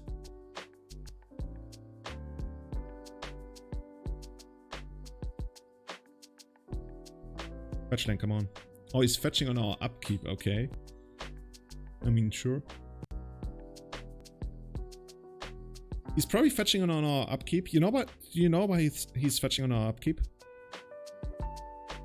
I think he might be fetching on our upkeep because he's got Force of Negation and he wants to somewhat play around Archive Trap. because he, like if he had Archive Trap, now we would Archive Trap, and then he can Force of Negation the Archive Trap. Whereas if he had fetched on his turn, then he couldn't protect himself with Force of Negation, so I think that's what's happening here. Come on, fetch land. Well, Bitterblossom isn't the worst here, right? I like Bitterblossom. Yeah, let's get that one. I'd run that. It's probably gonna get Force of Negated, maybe. Or would you rather run out the Glimpse just to bait? No, because Glimpse never gets countered. Like, never. Glimpse is probably our worst mill spell, and I think that's why he just, like, lets it resolve all the time. Yeah, it's just fueling his Dreadhorde, too. Yeah, it's, like, basically anything that's, like, pay mana, mill X amount, that's not insane. Like, if it milled, like, 15, I think you would really try to counter it a lot of times. But 10 is... I think Wizards really hit the sweet spot of, like... It's not broken, but it's also not, like... unplayable, so it's like sitting right there. I think you could make it 11, even 12 maybe. But it was also printed like 15 years ago. Okay, here we get another block. Come on, fetch land. Let's get a wasteland, that doesn't scare us. Leave Scalding Tarn, So what if we, like, he's down to 2 cards. What if we flash in the Thieves Scalding Tarn and try to ambush the Arcanist? I don't hate that.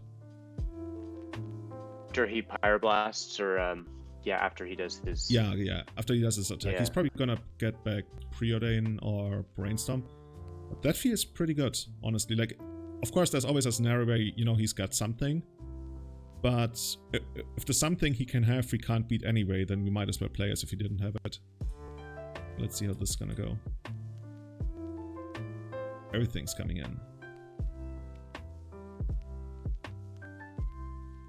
Going for the Brainstorm makes me feel that his hand's like really bad.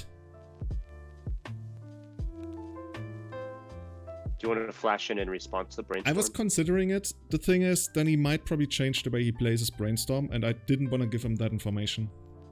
Hmm.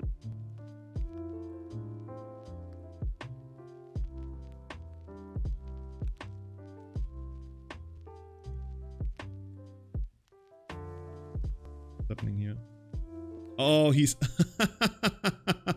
Well, I hope he doesn't have another lightning bolt. Come on. And Farsa, please reserve. Oh, he's gonna force it. He probably should force this if he can. Oh, it reserves, okay. He kinda helped him out there by milling the 2 cards he really didn't wanna have. Like, we milled two fetch lands that he really didn't want to have. But now if his last card suck... it's just worth it, getting the Arcanist out. Yeah. The Arcanist is like the biggest headache. The Arcanist is like such a big headache. It's unfortunate that we can't get the Monarchy here.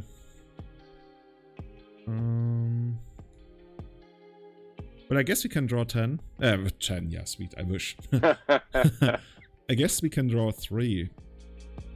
So, how about we try that? Yeah, it's just visions. Yeah. Yeah, if we can get a Bitterblossom, that'd be cool.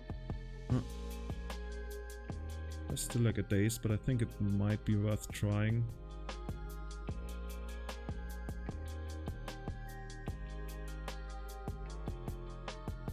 Nice, got the Daze, okay. Now next turn we can glimpse him, and that puts him down to 13, and we got a pretty decent blocker. We gotta hope that he doesn't have another removal spell, because removal spells are like... Removal spell wins him the game here, like, almost on the spot. Because we got no defense other than this guy.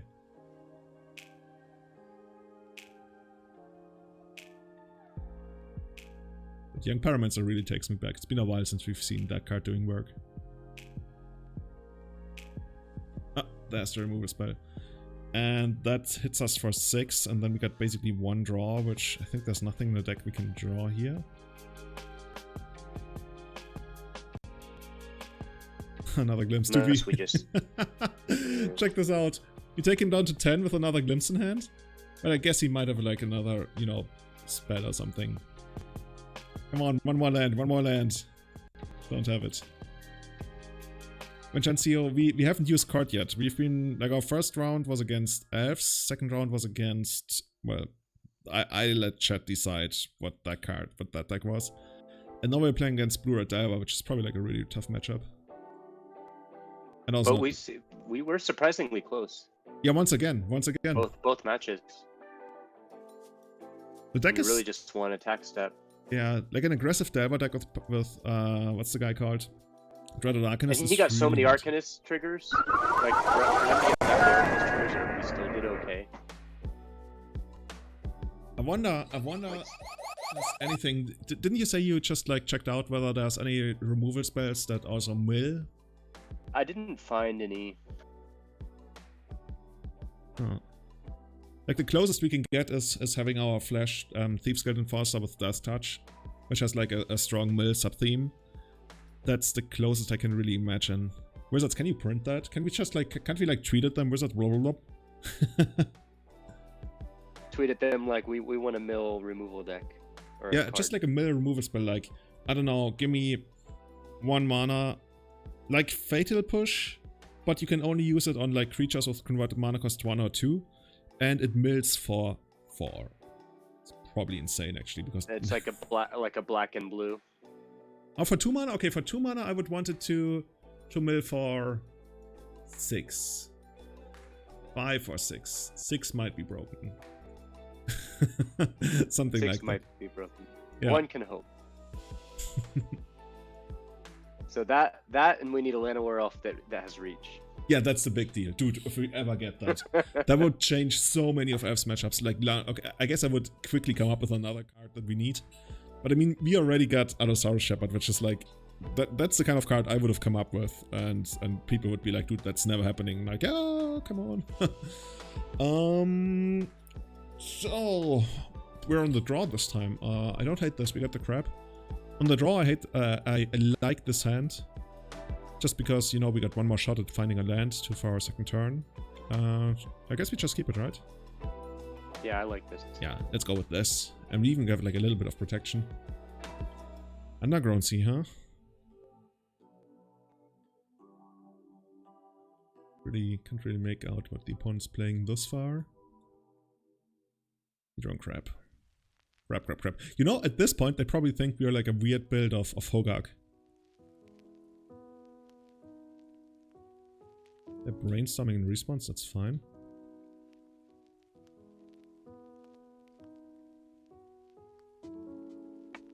Like, we could daze it, but I really don't wanna daze that thing here.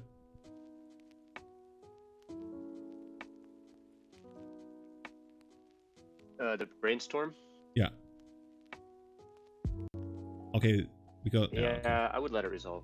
But now they're forcing pitching Oko, and I think we protect. That even gives us, like, the mill trigger next turn guaranteed. Always feels so good when you get to Daze or Force of Will.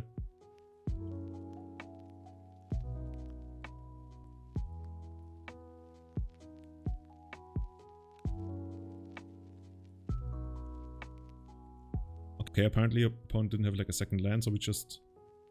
Okay. Let's actually find out what they are playing, because thus far I'm a little bit lost. Plague Engineer, okay. Plague Engineer not good enough against us. Unless they hit the rogues. I think we gotta send this one, we need lands. Okay, Archive Trap. Archive Trap could do some work, especially since we also can protect it with Daze. I wonder if we finally found like the control deck we were looking for. That Brainstorm. I think I might want to Daze it, just because they missed their land drop last turn. It could be worth it. Yeah, I would Daze this. Yeah, one. let's do it. And then if they eventually, you know, find a fetch land, we can always like Archive Trap them. We find a fetch land? No, okay. So they would have actually drawn 3 lands of the days. 3 snow covered. Oh, okay. Yeah. Okay, here we go. Just passing again. Crab is just sitting there chilling. I hate milling 3 lands if they haven't got their land drop too. I mean, that's there are true. already 5 lands in their graveyard. And now they're fetching, and we can Archive Trap them. If it resolves, of course, but probably should. Noble Hierarch, that's fine. Let's go to the end step. And let's hit them for the 13.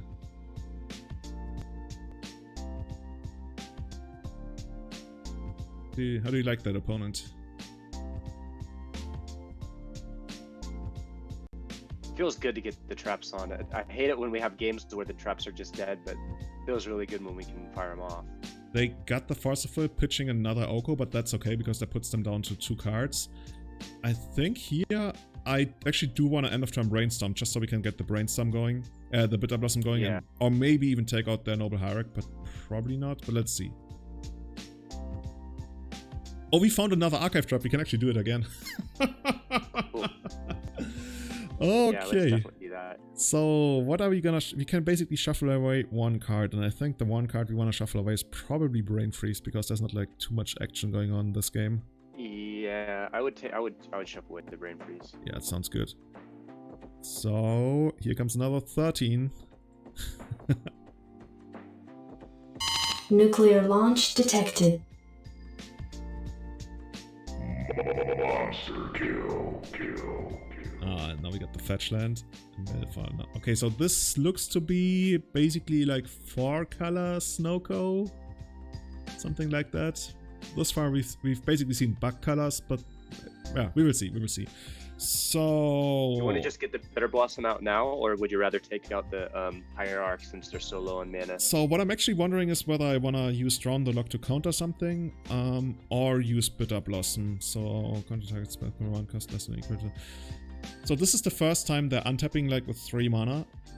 So they could actually have something good for 3 mana that we can then drown in the Loch. Of course, if they don't have that, I guess then we can still flash in the Thieves Guild Enforcer and we're missing out on like 2 mil from the Bitterblossom. But on the other hand, if they've got anything good that they've been trying to build up to, then we can actually like just like outright drown the Loch. So I kind of like... Yeah, let's just hold off then. Wait. Down to 26 cards. Okay, so it looks like they got nothing, but that's okay. I mean, if they got nothing, that's also like good for us, I guess. And I think we can safely fetch an Underground Sea here now. It's actually kind of weird. What can they... Oh, they got a Position Agent. Oh, we got gut. They have a Position Agent. Oh no, this is the first time this is happening to me.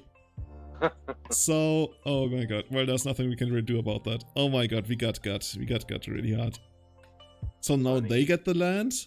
That's how it works, right? I think so. This might actually like swing the game around real hard if we can't find another land. They're probably like looking at our entire deck right now. Man, that's the maximum punish. So that's something to keep in mind actually for the future. Like this wasn't on my radar at all. Like not at all. So they got snow-covered I wasn't island. thinking about that. Wait, couldn't they like just get Underground Sea? How does it actually work? No one's searching the library, max card. You might play those cards first. Oh, okay, but they already played a land. Okay, so they can play it next turn. Okay, we found Brainstorm. Brainstorm can get us a fetch land or something. Okay. We found mana. We can play the game. So how about we put... Like from now on, this Position Agent we don't really care about, I guess. How about we put Drown on the bottom and then Bitterblossom on top, and then we flash out Thieves Guild Enforcer, basically. Yeah. Let's Cool try that.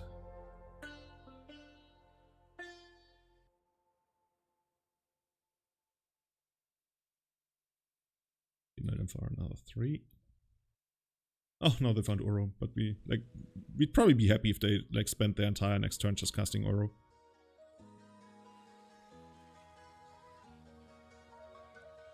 Now that they played our land. I don't think they have the right mana to even Uro, do they? Oh yeah, they do. They have 2 green. With our land, they do, yeah. Surprised the Opposition Agent did not... Well, I guess they didn't want to trade the Opposition Agent for the Thieves Guild Enforcer, because they knew about it, I think. Okay.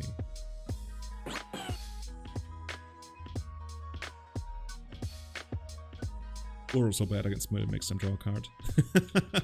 Okay, here comes this guy at end of turn. Well, that's a mill 2, and then on our turn we got at least a mill 6. Oh yeah, we do have a mill 6, so like we got a mill 8 here already. And then we have a glimpse next turn, so that almost does it right there. We even have a glimpse this turn, the way I see it right now. Oh yeah, yeah.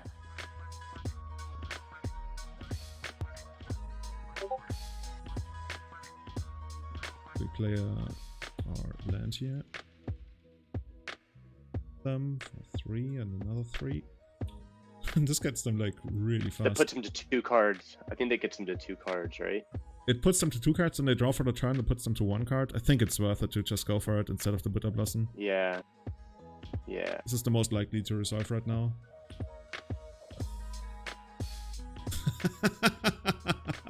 Okay, opponent, you got 1 more card left in your deck.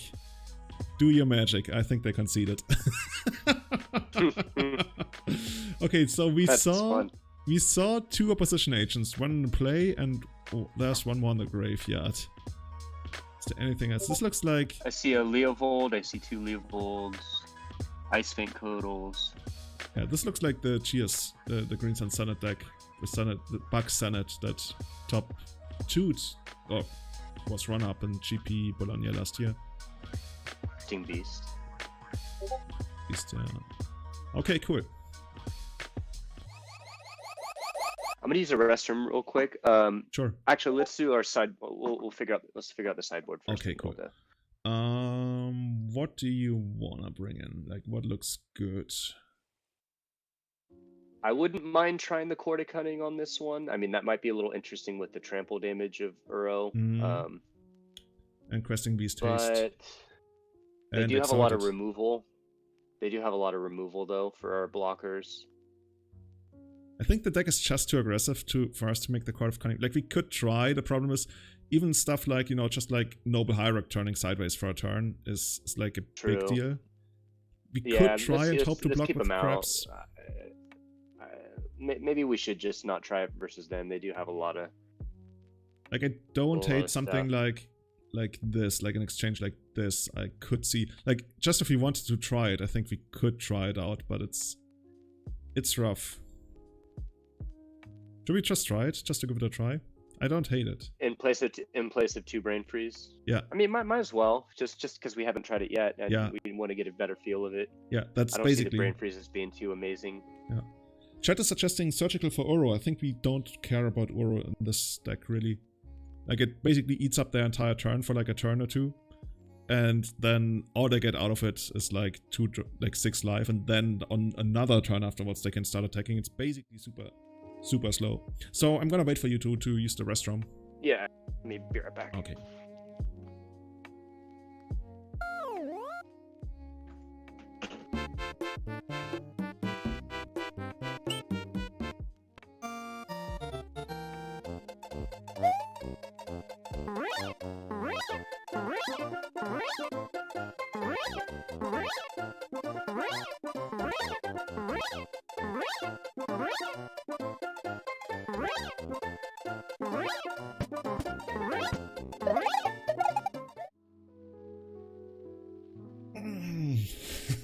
Let's see if we can take this one out.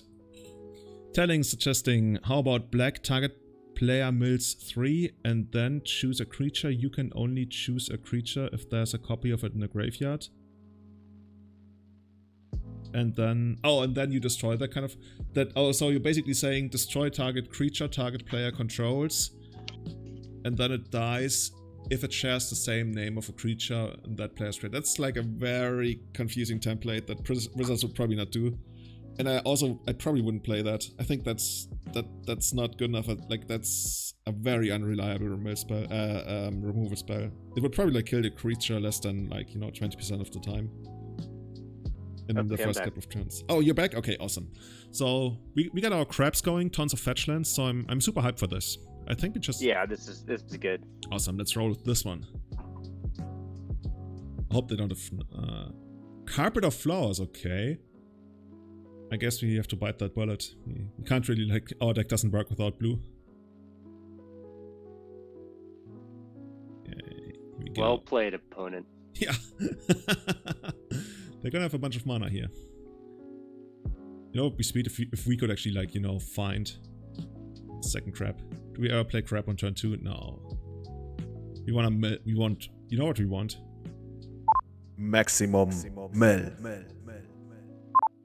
Ah, we're getting Abrupt Decayed. Too bad. And Dried Arbor, okay.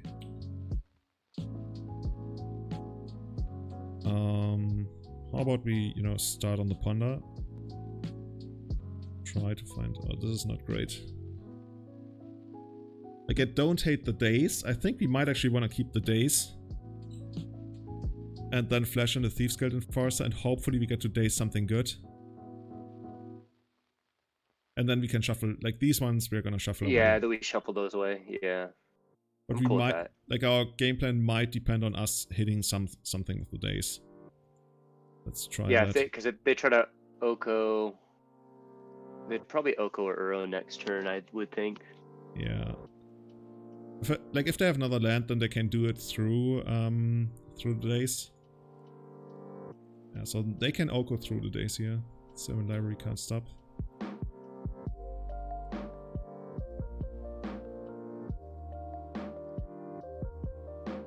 Huh. Do we want to ambush this? Probably not. Because we want to get our Bitterblossom synergies going if we ever find it. Yeah, Pawn hasn't really done much this game.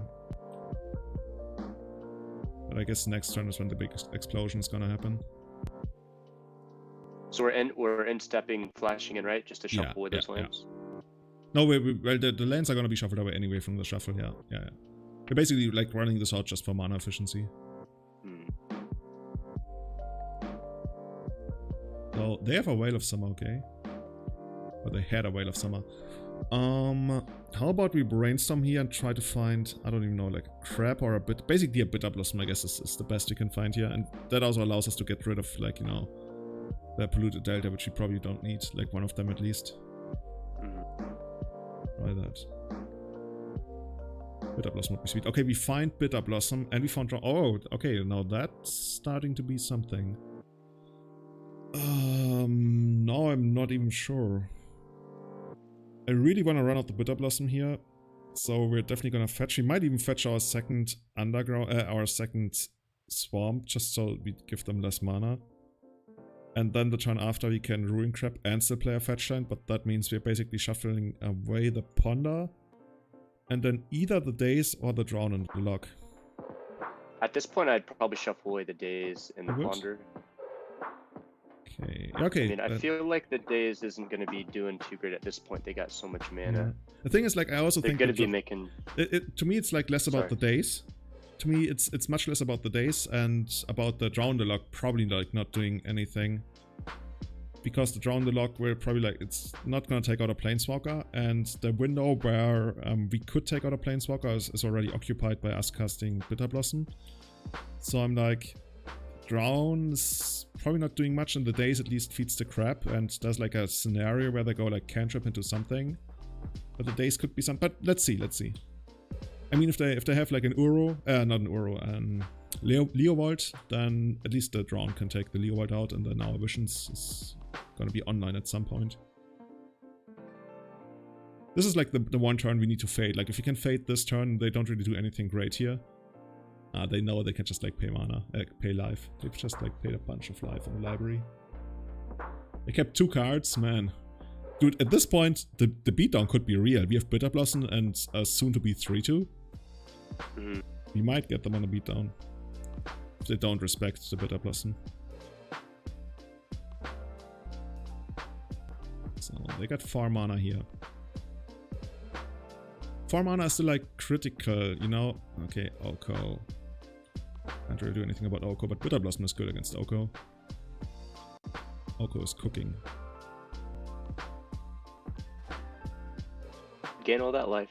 That's fine. Okay, we're starting the engine now. Well done for 2. Oh, and we found another crab.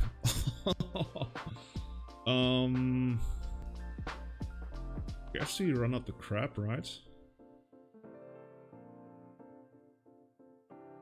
Yeah, and then save. Do you want to save the fetch land for next turn so we can get it off both of them? Oh, well, Or we might want to have just the blue ready he just forced the crab anyway, so we don't really have to make that call. I wonder if we still want to play the fetch land just in case we need to drown the Loch something. Counters anything, I right? could see him like, yeah, but questing beast can't be countered, right? But Zenith can be countered. It's much more likely that he would Zenith for it. Yeah. But yeah, I would play the Delta just to have that available, but that's up to you. Yeah, I think that's decent. He could trade next turn with Oko, but that's not really great for him. He's probably not gonna do that. He could give us the food and like steal the Thieves Guild Enforcer. Do you attack Oko here? What if we... No, that's barely not good enough. I was like, what if we kill the Dryad Arbor, but then that's still only like 7 in the graveyard?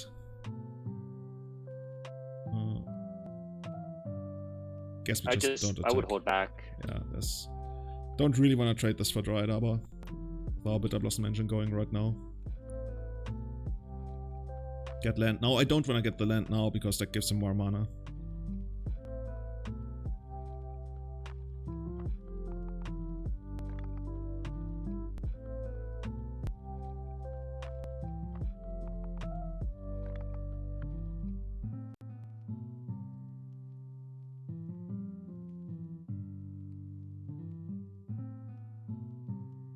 There's Uro.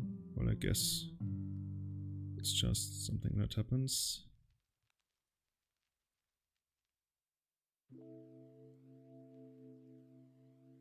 It's going to be a little annoying with him being able to consistently escape, then our visions is kind of not really going to get online. Yeah, but it's also going to eat up basically his entire turn mana-wise.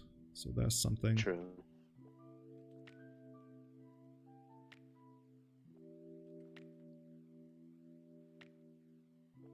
Decay?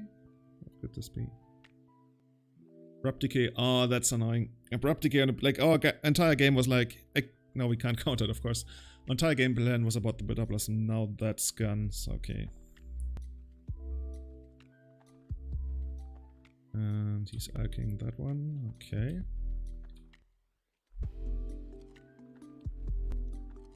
So, I guess in our turn we can actually take out the food and then attack the Oko for quite a bit of damage. Or even attack him, but probably not.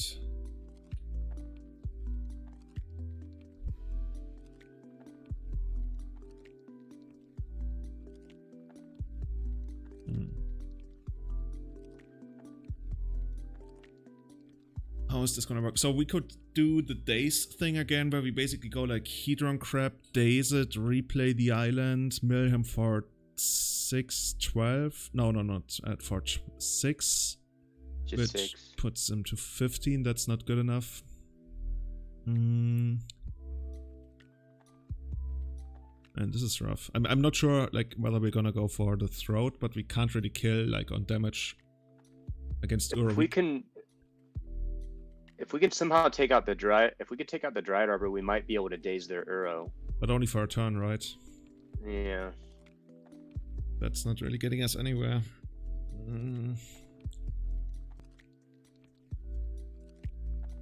Might go to a third game, like after we lost the Bitterblossom. The Bitterblossom was just like such an integral part of everything we were doing.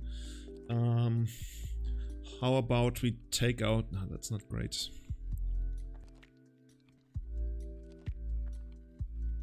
I guess it just starts with the Hedron Crab.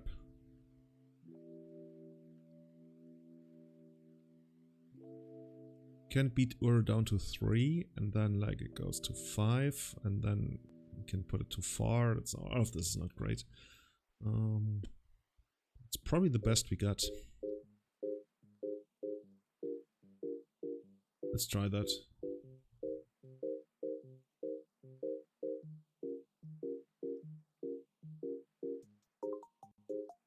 Like we can't really worry about the Uro, unfortunately, just like because the card's always gonna work.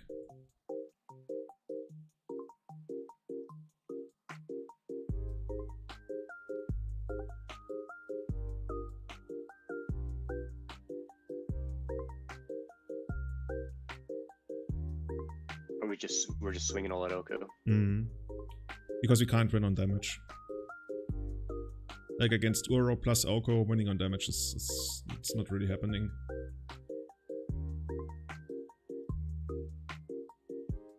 Oh, opponent's greedy. See, they even know they can like pay the extra for, just because like damage is so unlikely for us to get there.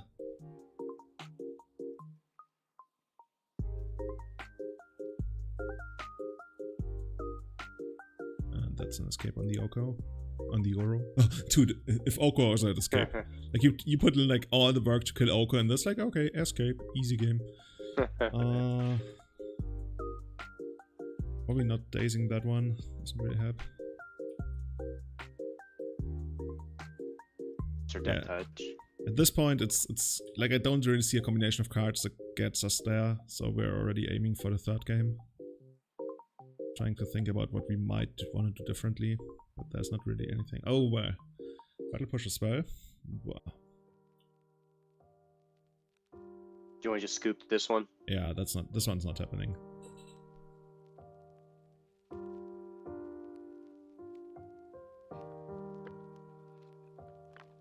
It's the Bitterblossoms are so good against them, we need them to survive. Wouldn't even mind playing a fourth Bitterblossom deck. It always feels like consistently like Bitterblossom is the card I wanna have. I think that's just like, let's just try this again, I would guess. Maybe like the Visions of Beyond aren't great, but maybe we can make them work on the play with the crabs. So I think we just chip this. Yeah, the visions are a little awkward with the Euros, but the thing is, like, I don't think we are winning the games without visions, because we just like we need to get a quick visions going, and like Oko, Uro is only really gonna start doing something on turn 4 or like not even 3. Like there's worlds where they can get going on 3, but it's really only gonna start getting going on 4, and hopefully, you know, the games that we are winning are gonna be the ones where we already milled them for 20 on 4. And then if we can just like resolve one visions, then it's not that big of a deal if the future visions are only gonna draw 1 again. Because they might even like still draw 2 or 3, F3 basically. So I think we're just gonna go with this. And you know, I wanna see the cards working. It's not the ideal deck to have them against, but on the play, and if we can catch a decent hand, I could see them being good enough. Hey, let's go first. We'll see. That one needs to be shipped. This one's okay. This one, once again, the snow-covered swamp man. It's getting us. This one would be so much better if this was an island. But I guess that's good enough here. So I think we gotta ship the... Like, technically we can keep the drone. I guess we can keep the drone, and then, like, if we got nothing going on the second turn, we can actually kill a Dryad Arbor or something. So maybe we put away the visions. Yeah, I was thinking the visions. Okay, cool. Let's try that.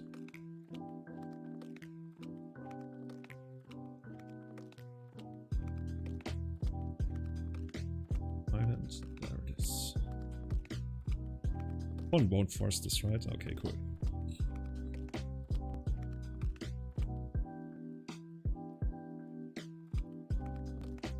Chat is Voidtrax is suggesting Brazen Borrower to pressure the Oko. I think that's not really where we want to be.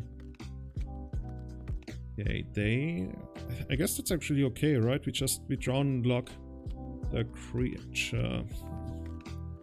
Oh, actually, how is this gonna work out? So if we Daze this, then they can have 2 mana on the second turn, but that's not really broken. And then once they get to 3 mana, we have Drown and Lock online. Actually, I don't hate dazing this. Yeah, I don't want them to have acceleration. Yeah, they won't have acceleration, right? Because we could draw on the locket.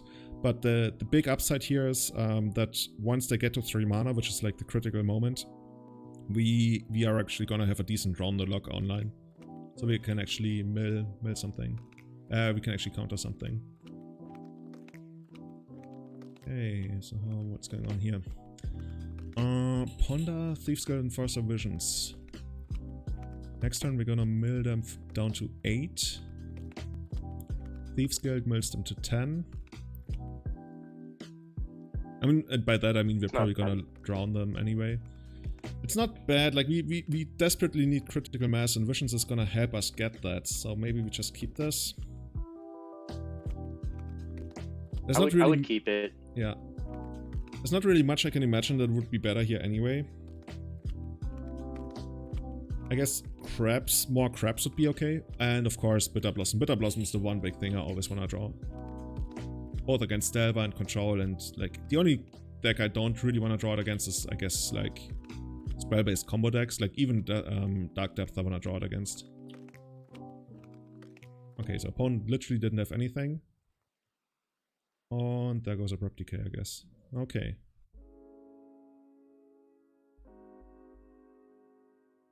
Oh, that's unfortunate, but at least, you know, now we can try to draw on the Loch their 3-drop, and if that doesn't work, we get to Thieves Guild Enforcer.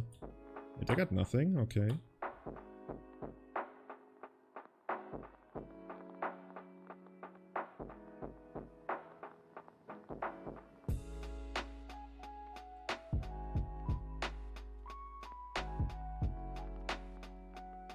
Now we're in this awkward spot where we...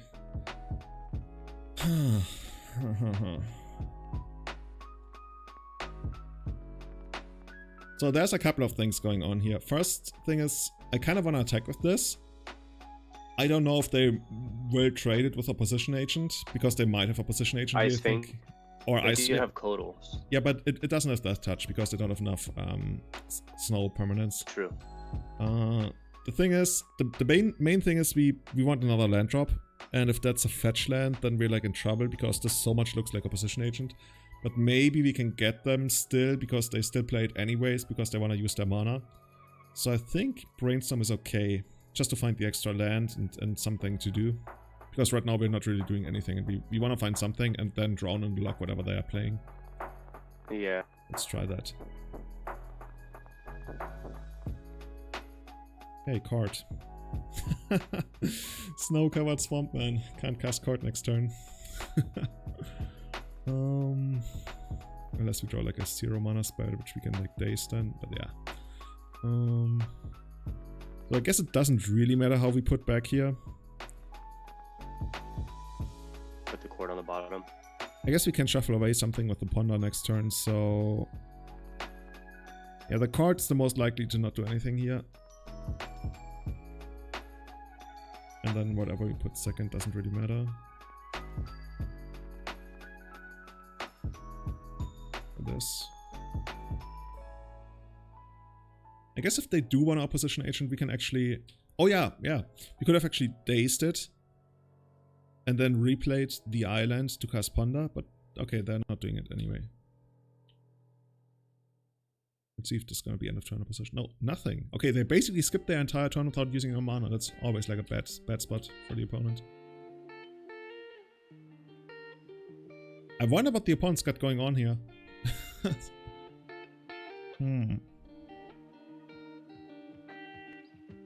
think we're just like gonna attack here and make them do something. It feels so much that they're like sitting on a Opposition Agent. I can't really imagine anything else they could have. Like either Opposition Agent or their hand is like all forces and stuff they can't use. Like at this point, I think I just want to sit behind the draw on the Loch and not even use the Ponder here. I mean, it makes us draw the card we don't want to draw, but I feel so comfortable sitting behind the draw on the Loch. Okay, Brainstorm, that's fine.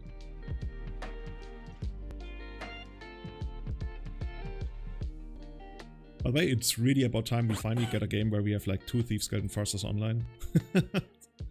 It's been a while. Yeah, those are good. Okay, so another turn where they didn't really use their mana. That's fine.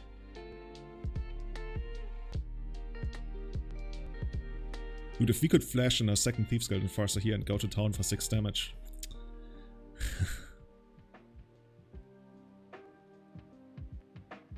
Okay, second Noble Hierarch.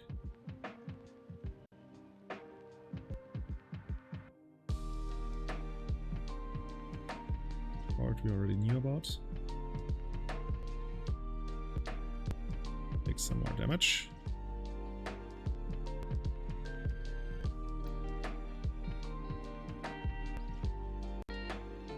Okay, I don't hate casting Ponder here. I think We just gotta find like another island or something. Yeah. Oh, Bitterblossom. Oh, dude, 2 Bitterblossoms and a crab. I mean, the crab really isn't great here, but the 2 Bitterblossom, I think. 2 we gotta keep Bitterblossoms this. is awesome. Raffia Library, no. So this is the first time they can actually like force to fill something really meaningful. Yeah, that's happening. Force, pitch, force. That's basically what I guessed that would be their hand, like all forces and stuff. Now our shields are kinda down for a turn. Unless they want to sell it for something that costs like 5, but that's not happening.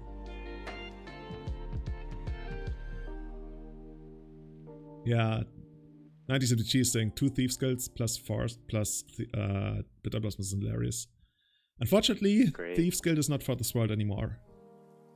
Mm. They got 2 cards left in hand, and I'm almost sure the last 2 cards in the hand is Force and Force. Like the way this game is played. Opposition. No. Opposition agent they would have flashed in like a long time ago. And they also like they tapped themselves out of opposition agent when they casted second noble hierarch, which would be really weird. I mean, they could still have it. Like people make weird plays, right? But I think it would be really unlikely for them to have it.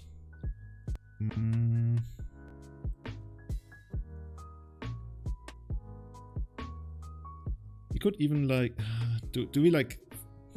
No, we can't cycle. That doesn't make sense to cycle divisions because we know there's crap on top. You just run up the Bitterblossom. Yeah, I guess we run out the Bitterblossom, hope that it sticks. It sticks. Oh, then it's Abrupt Decay. Then the hand is probably like Abrupt Decay Force or something. Because we haven't really presented any good Abrupt Decay targets other than this. But it's surprising they would fetch there because they could already cast Abrupt Decay. Okay. I mean, if they want to. They're doing it end step, so they can't really do anything. Okay, cool. So now we got Crab next turn. But Crab plus pass, which is not great. So we might not even want to play Crab. We might just keep up Drawn the Loch, honestly. I think that'd be better. Yeah. Also, they have 15 cards in the graveyard. We're getting close to a point where they naturally just get 20 cards in the yard. Kill the goosey, don't care. Actually, we do care a little bit because it has flying. And that basically means with the Exalted, they can actually steal back the Monarchy really easily.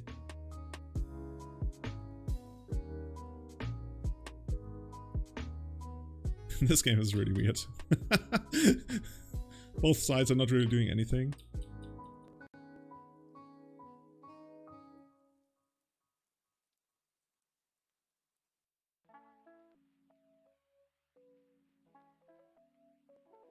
Okay, finally something. Ooze. Guess we counted this just for mana reasons, like mana efficiency tempo reasons. Feels like the last card in hand they got is like not doing anything.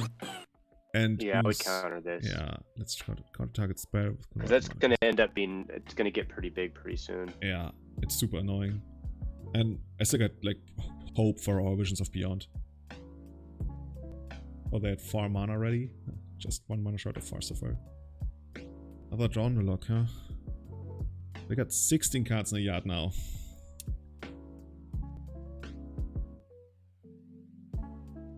I guess we just pass, and then we Drawn the Loch any reasonable spell they have. Dude, if we can find a fetch land here and get the Hedron Crab going. Oh, end of turn? What's happening? Yeah, oh, then... the goose is cooking.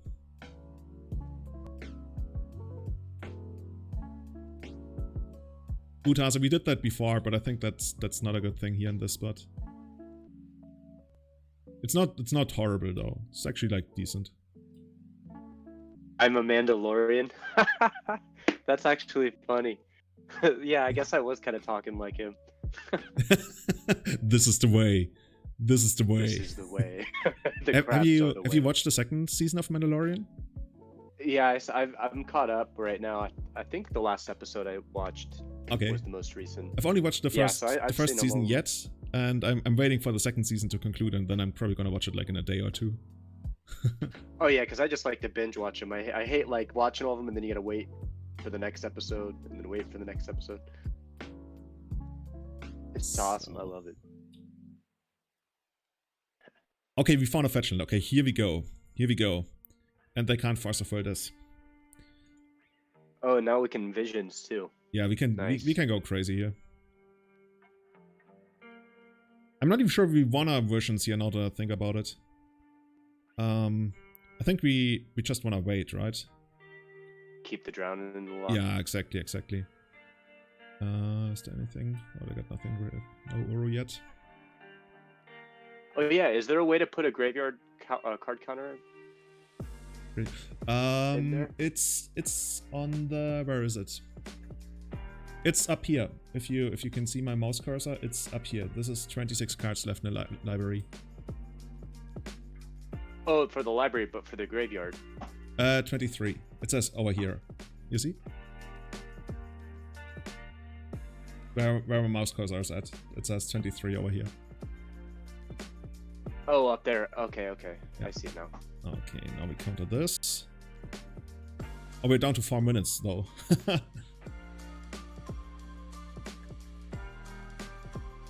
When I make cheese, I don't make cheese, I eat cheese. I actually had pretty good French cheese yesterday. I think it was called Rambo or something. French probably say Rambo. Well, you made cheese? I've never made No, cheese. I didn't. I never make cheese. I don't know where this meme of me making cheese comes from. I eat It's cheese. so random. Yeah. What do you do in your free time? I make cheese.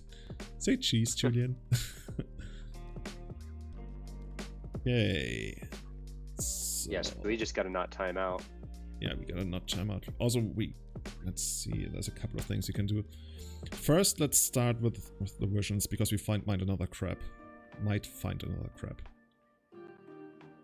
Did not find another crab, but we found a bunch of stuff. We can mill them for 6 again. 16 total, put them to 10 cards.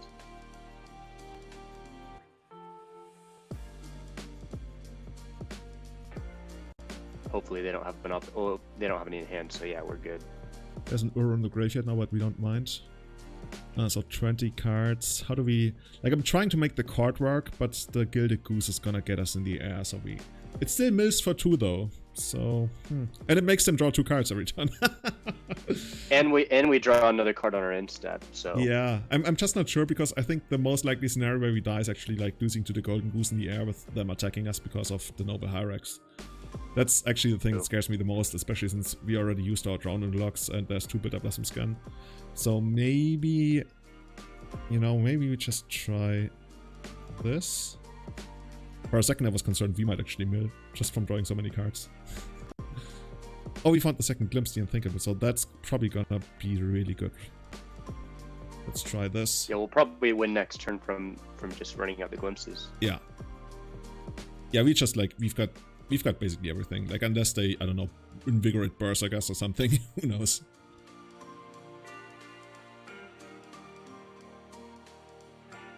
Oh, cheese is made from whey? I had no idea. Primarily because I don't know what whey means. I know weight. Ultimate, we do have archive traps in. I don't... Did we didn't side them out on this match. No, They we should still be have in 4 it, right? archive traps, yeah. The Aura we literally don't care about, right? I mean, the Trample... Yeah. Actually, does it have Trample? It doesn't have Trample. You mentioned Trample, but I think it doesn't have Trample. It has trample, but they're gonna lose unless they can counter our next. Oh, it doesn't have glimpse. Trample. Oh, it doesn't. No. Wait, what was I thinking of? That Questing had Beast, trample? probably. Questing Beast has Trample. Oh yeah. Okay, so... We could actually Daze this, but it doesn't really matter. Like, I'm trying to think of the scenario where we lose, and if we have like an extra land... but no, we can always get an extra land in play. Doesn't matter. Like, we would lose to a questing beast, but we can't do anything about that anyways. Leoward is fine. Actually, we can make them draw extra cards with like Glimpse the Unthinkable and stuff. Glimpse now mills for 11, basically. And they're out of cards, I think, unless we can't manage to cast the Yeah, last Glimpse we in the- just got it. Awesome, We man. just got it. Oh, and another Glimpse. I was worried about a questing beast. I was really worried about a I questing think we beast. could have before he cast maybe the Leovold. dazed the Senate for Questing Beast, but a hardcast Questing Beast, yeah, we couldn't beat. Maybe it's already in the graveyard anyway.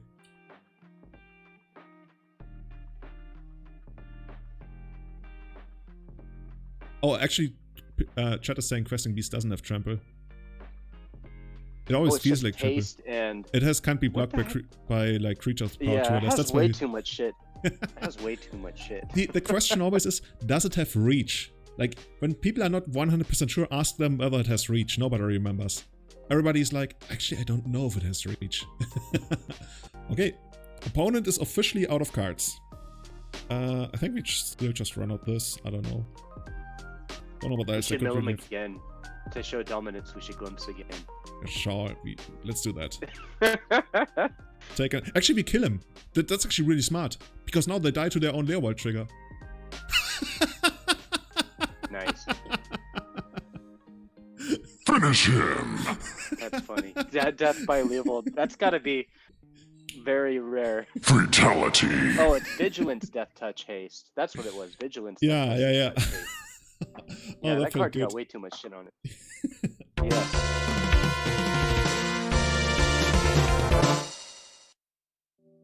Here we go. So what do you think about the Loch? Now that we've done some games with the Lochs, what's your He's take good. on them? Do you think they're worth He's having good. a couple in? Yeah, we had 2 thus far. I couldn't even see the third, honestly. I like basically everything that's in the deck. I think maybe the brain freezes aren't as good anymore with the current way the deck is going, because we got fewer days as we are not playing forces in the main. So Like, what do you think about just like two brain freeze and then maybe a third in the sideboard just for those matches that they're decent? Yeah, I could see that. So basically, like, keep those. I'm not even sure if we want to keep those. I don't know. Like our recurring mill, I like that quite a bit, and then like maybe you still want to keep 2. I don't know. And I could see another draw on the Loch. That actually worked out really well in this game. How's the card been? Well, we haven't really been able to find the matchups for the cards yet. Oh, this is one of the best Japanese players out there. Sylvia Vataro, definitely gonna play Rock Delver. Always plays Rock Delver. This is the Rock Delver player, at least in Japan on Magic Online. Our hand is decent though. I mean, Yeah, I like this hand. It's See what- pretty well rounded. gonna fetch. Fortunately, we can't protect our archive trap with Daze, but so be it. Wait, this is not Rock Delver. What happened to you? You're not playing Rock Delver anymore? Maybe they're trying out something. In challenges, they always play Rock Delver. Snowco? Probably. Astrolabe's pretty straight Snowco, isn't it? Yeah. What's this 200? Oh, because it's foil. It's pretty Snowco-y. Okay, cool. Already got rid of 2 force first. 2 forces. Yeah. Yeah, that's great. And we found a crab. And I guess they won't Wastelanders, right? We can... I always enjoy it when we can just like fetch Underground Scene. We don't have to worry. Because our deck, like, the mana demands are quite real. Is Soaring Thought Thief an option? I have no idea what the card does. Soaring Thought Thief. Human Rogue, 2 mana, 1/3, flash, flying. As long as an opponent has 8 or more cards in their graveyard. Rogues you control collect +1/+0 whenever 1 or more rogues you control attack. Each opponent mills 2 cards. That could actually, whenever 1 or more rogues. But it only triggers like once. It doesn't trigger for each individual rogue. Yeah, because it says 1 or more. Otherwise it would actually be really good. The way it is right now, I think it's not good enough.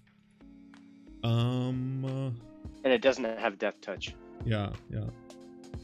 If it triggered for any rogue attacking, I could actually maybe see it. Because then like your Bitterblossom tokens, they attack and they mill for 2, like each one of them, which would be insane. And then if you have like 2 of those, they mill for 4. But since it only whenever... Yeah, okay. So like, I would rather play a Strix over how that rendition is. Yeah. So I think we protect the crab. It feels like he doesn't have any answer to the crab. Otherwise you wouldn't. Yeah, we want to Daze the Force. Let's do that. Sylvia Vataro. You have no idea what you're in for. Crap. Hopefully that means like all of our crabs are gonna survive then. This deck doesn't do anything amazing for 2 mana. We took out 1 decay or 2 so far? Decay? Abrupt 1 decay. decay. 1 decay, yeah. Okay. Mill you again. Like that. Then I guess we just get another one of those going, and hopefully next time we find a fetch land. Come on. Could have attacked, triggered raid, I guess. To an explorer, a priceless treasure. To a crab, a rock to call home. Oh, that's wholesome. Like that.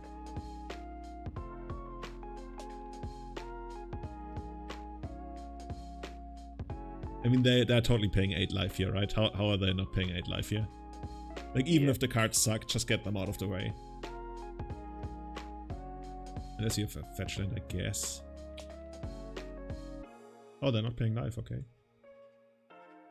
There's the fetch land. Must be really good then. I guess Oko plus any made Astrolabe or something. Oh, Brainstorm, okay. And now they're back to like that deck not doing anything good for 2. I guess they're looking for a removal spell. They're looking really hard for a removal spell because they think they might just be about to pit for a mill for 12. Huh. Oh, this is interesting. So, what I see is the most payoff would be Brainstorm into Fetchland, mill for 12. But we could also just like run this one out, mill them for 6, and then drown into the Loch, whatever they're gonna play on the next turn that like is good for them. I kinda like that, just sitting behind the drown in the Loch. Like, I imagine they're gonna play another land and then just Uro. But that's fine, On I their turn. guess. I guess he could fight over the Uro, if that's what's actually happening. Because right now I think we're probably out-milling their Uro. We're milling them for 6 here, down to 24. Uro comes into play 23, draw a card for the turn 22. Glimpse puts them to 12.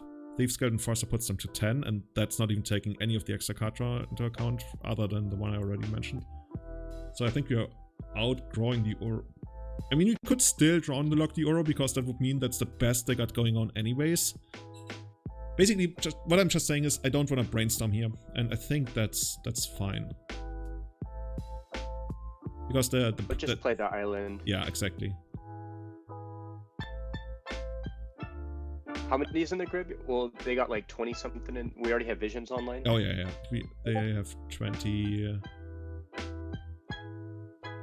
Should be 27 by now. No, okay. 24. 27 now.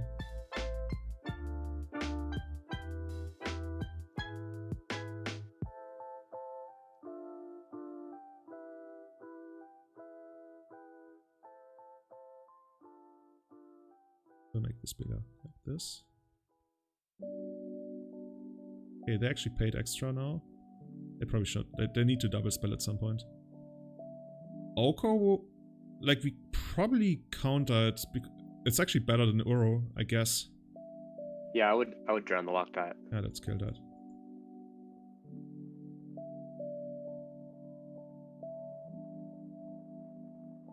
One of them, like, nobody plays Spell Pierce.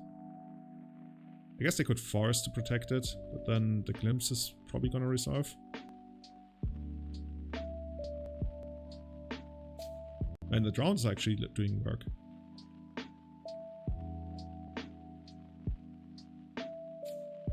Didn't really like them too much, like when we initially played them, because like we had all these a bit more sluggish mill spells, so And we it had took a 3 while. drops and stuff. Yeah.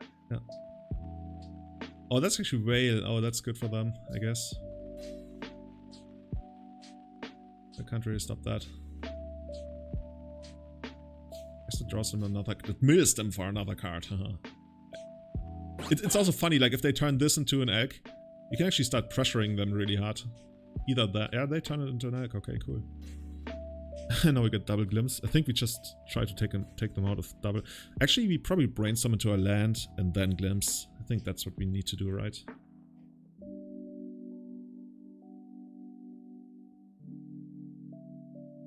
Or well, if we brick on the land, that's going to be kind of rough.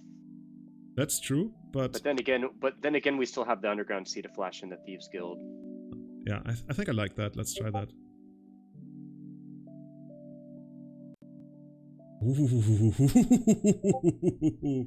Okay, now we can mill them for, oh god, so much. 6. again.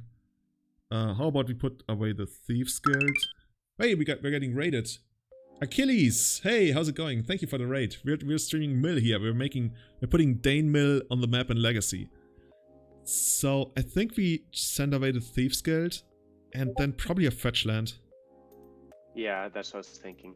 I have to turn off my notifications that I'm getting here. You can still hear me if I put myself to do not disturb, right? Yeah. Okay, cool. Here. Let's put this away and let's put that away. And then we run out another one of those.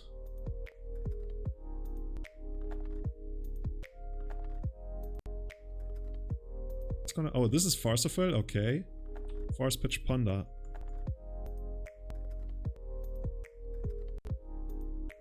I think we're still fine. Yeah, I think we're really good.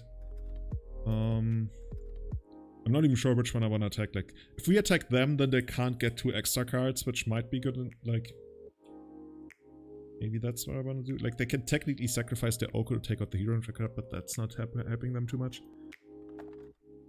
Right now, we are still drawing a fetch land from the top. Like, everything is actually looking pretty good here. I think we attack Oko. Because if we attack Oko, that takes it down to 2, and then if they turn this into an Elk, then there's like still a pretty good chance we can take out Oko. But the most important thing is that we just, you know, we probably double glimpse them next turn.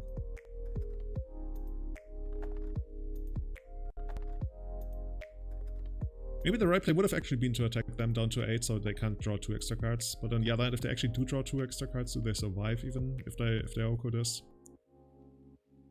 Huh.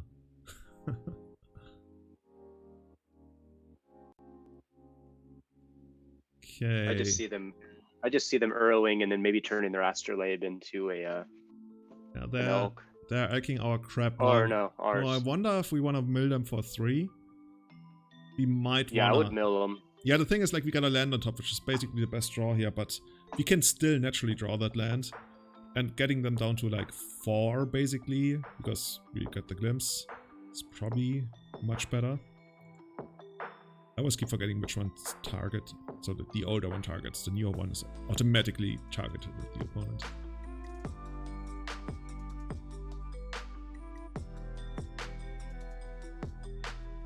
Okay. Oh, they have Dead of Winter? Okay.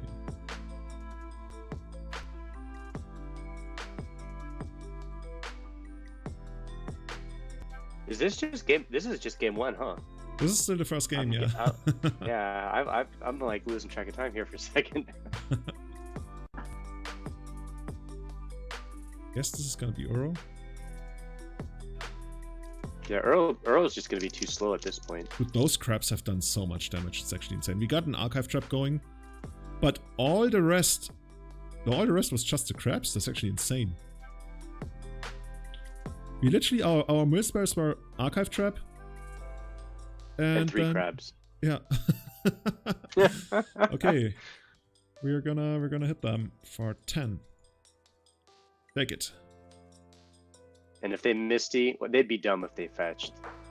Maybe they're just like, dude, I can't be archive trap anyway and I have to do something. Okay, okay. Force pitch something. Okay.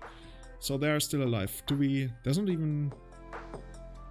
Guess we can take out the Oko, but then we lose a crab.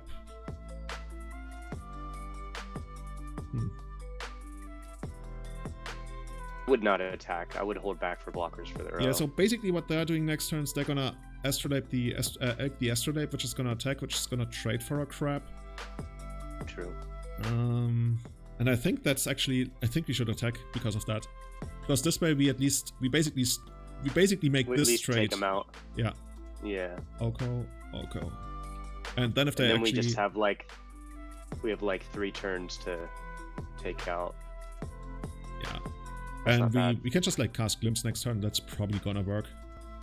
Especially since Oko can't attack without drawing a card. Oh, true. They could be put in a position where they, like, if they attack with Oko, they just die. You know what they might actually do here, by the way? They might crack their Misty Rainforest on the upkeep. Okay, they don't. Because of the on their draw step, because of the Dryad Arbor. Okay. And because of Silver. Okay, they had another Oko. Let's see. Now we're gonna take 9. It's actually tight. It's really tight. They might not even be able to fetch anything. We just need to hold the crab back for another turn to block. They could find removal for it though, but now we're gonna try this. Oh, we do have a crab. We got another crab. Nice, that actually helps. Well, I think there's nothing that... I guess they could have Veil of Summer actually here. But in order to Veil, they would need to crack the Misty, and then we kill them. Okay, that works. They're down to 1 card. Let's see how this is gonna go. I guess if they find an Astrolabe... blockers. Yeah, if they find an Astrolabe, they could trade the Astrolabe for a crab. But the thing is, they only get 1 more attack here. And they need to remove both of our crabs. And they... Unless their last 2 cards are 2 removal spells and none of them can be Swords to Plowshares. I guess one of them could be Swords to Plowshares. They can't do it. And they don't even have white mana. That was actually like really interesting. Huh. That was cool. All crabs. Okay, and in the end, 2 glimpses. That was really interesting. How are we gonna go about this? So we got these.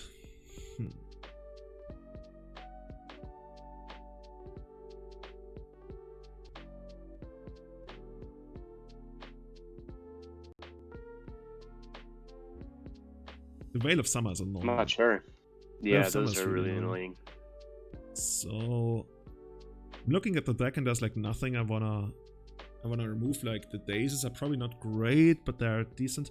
What scares me about the Court of Cunning actually is that the Icefang Codals are gonna be a thing. On the other hand, we do have Bitterblossoms. They might even take out some Icefang Codals. Like Icefang Codals really not great. Honestly, like shouldn't we just like try this? And then if we get like even just a mill 10 going, that's okay. Well, and put them in place of what? The Dazes. Maybe a brain freeze. Yeah, especially if since we're on the draw. Yeah, I would take out Dazes. Why that? We got 3 brain freezes. Brain freeze always like scares me if you have like 3 and. Oh, yeah. Like, I'm trying to imagine the scenario where it really like they don't really play too many like cheap spells and chain them. And neither do we. At least like the only thing we'd really hope for is like just like they cast a spell, we brainstorm and then brain freeze for 9, which isn't like, it's not great. Bad. Okay, let's try this. What do you think about like since the visions are kind of rough? Although we do, yeah, we should just keep them in. Yeah, I think like in the game before where I mentioned that, I think the visions, even if the downside is okay, 1 mana, draw a card, the upside is insanely high. And the games where we win, I think, often will involve visions. Oh, this is like really good. Triple Crab plus Bitterblossom. Good luck, opponent. Nice. Quadruple Crab. Jasper, we call it Dane Mill. My name's Kevin Dane, so I just that's just my little stamp on it. Even though it's not really all my deck. Like I originally came to Julian with a, I guess it wasn't so much different than it is now, but it has changed quite a bit. So it's a collaborative effort. Well, I had the perfect story ready that everybody in Denmark, they are milling each other, you know, with this kind of deck, and that's why it's Dane mill. And they play in windmills too. You have to. It was created on a windmill. I like it. Oh, they do have red blast and stuff against these crabs. Icefang Codal is fine.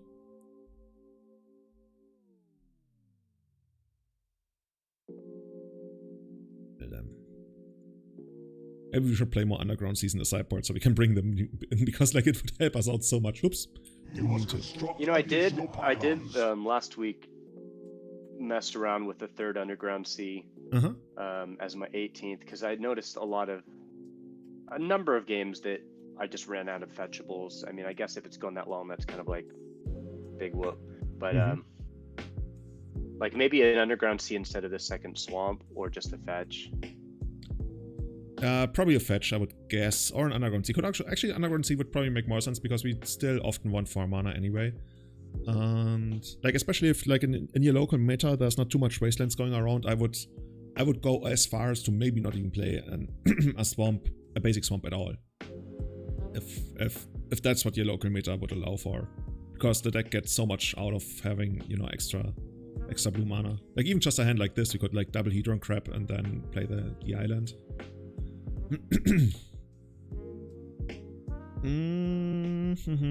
So what about Hedron Crab into Bitterblossom? I think that sounds pretty good, right? Yeah, let's do that. Let's try that.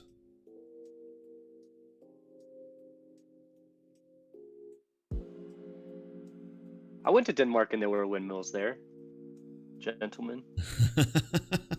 But you know, you're the creator of Dane Mill. You should know.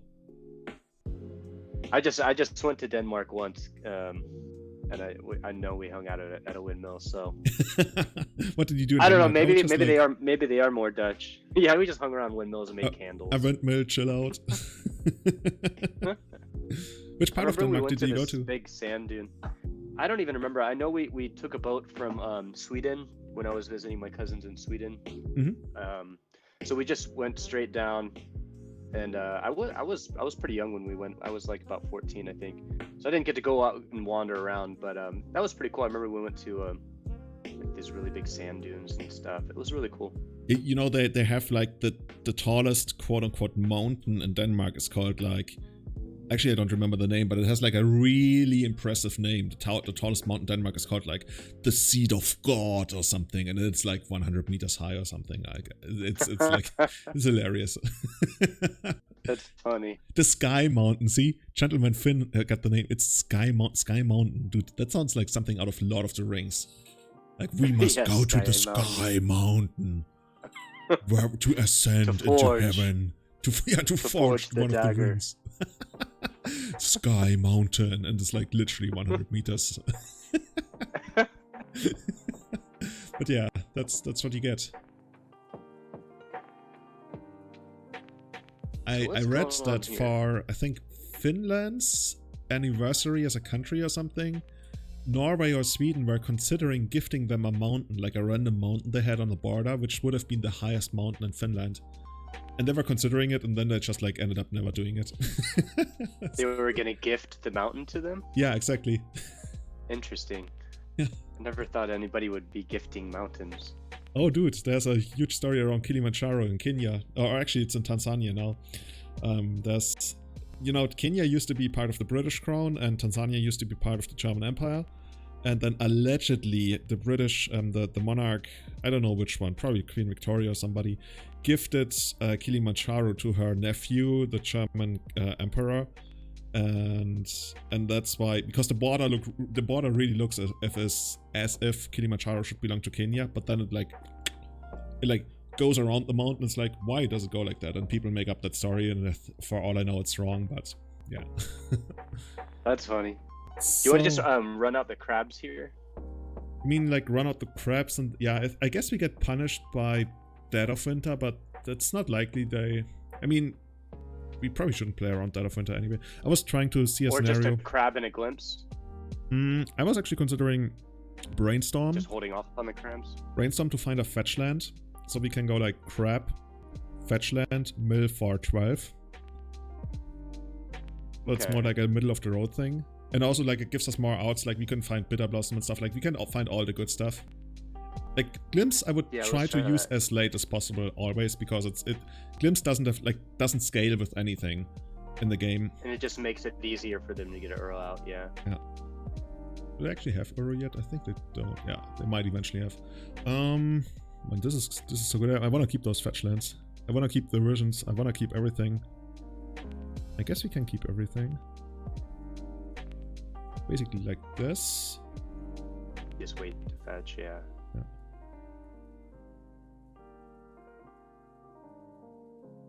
Now we got another crab on top, and beneath that there's a glimpse. Oh, Force Pitch Brainstorm, okay. Will you again? this point, we might even just like win on beatdown. Okay, it has that touch. We can't win on beatdown there.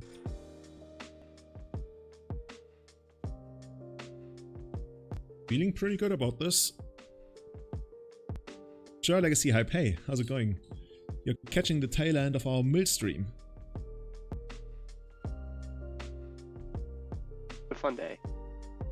And we got another egg. It's we actually lied. It's an egg stream.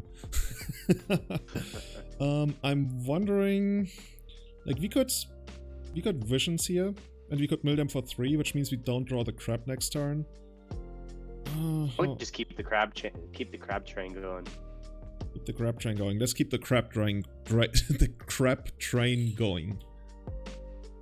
Because they're just gonna keep giving us elks. Okay, here we go.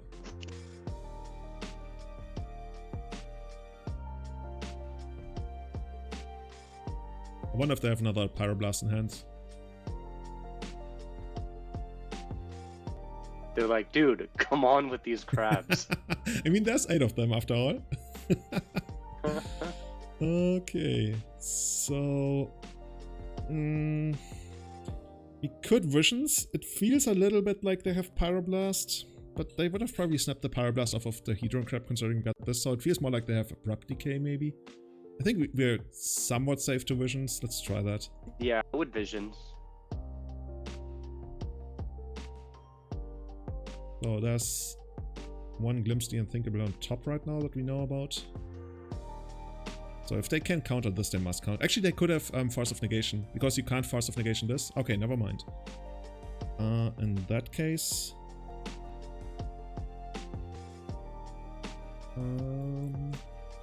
you know what I want to do? I wanna crack at least one of those fetch lands on their upkeep actually. Because if they do wanna Abrupt Decay, then at least they do it on the upkeep. And if they do end of turn Abrupt Decay, then we get maximum mill. Maximum mill. So let's try to do that on the upkeep. Or we can even like consider attacking here. I don't know. Should we? I don't mind just like holding him back. Okay. It just protects from, well, I don't know, they might elk. It's a 3rd time. If they elked a 3rd time, then we just swing through and take out the Oko. Yeah. Okay, here we go. I mean, now, if it's Abrupt Decay, so be it. We miss out on 3 mil, but at least they tap half their mana. Yeah, it's Abrupt Decay. Okay, cool. We do it again.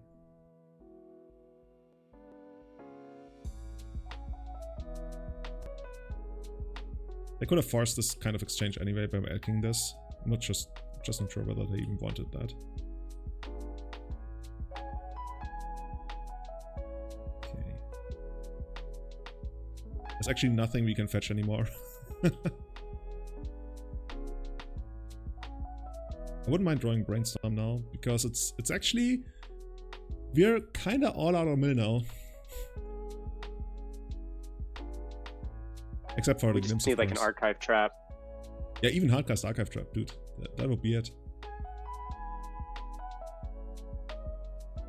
I mean, if they wanna snap this off. Dude, it would be so sweet if he, against Oko decks, if he had like a way to like flicker these, to turn them back into their true form, their true nature as true. Ooh. Yeah, you know what? We got so many of these going on, man. So this one can't fetch anything anymore. That's 6. Oh, that's true. Well, yeah. We just have a swamp. Yeah. It's all good. It's all good. This still basically mills them. Let's see. They can't Force of Negation here. They can't Force of Fill. They can only Pyroblast. Okay, we hit them for another 10. They lost a ton of Pyroblasts. And we just keep sitting back. So now they're probably gonna Uro. Oh, they can't Uro yet. Yeah, they don't. No, their mana isn't working yet. If we hit enough green sources, they can never Uro. There's another snow-covered forest in the graveyard. How many Astrolapes? There's 2 Astrolapes in the graveyard. They probably play 4. Sylvan Library, huh? That's not gonna do too much for you. Oh, we got another elk. Okay. I wonder how we're supposed to play this from here. We probably should actually attack, only I'm not sure though. You probably shouldn't actually. I wouldn't attack. Okay. I mean, this really at this point the Oko's just doing its thing. Yeah, I was considering like attacking them for a life total, but I think that's not good enough. You could have failed to fetch on. Could have failed to find the last fetch that didn't mill anyway. That's actually a good point. We could have done that. But at that point, we didn't know we were gonna draw another crab. But maybe even if we don't know we're gonna draw another crab, that's probably maybe still the correct play.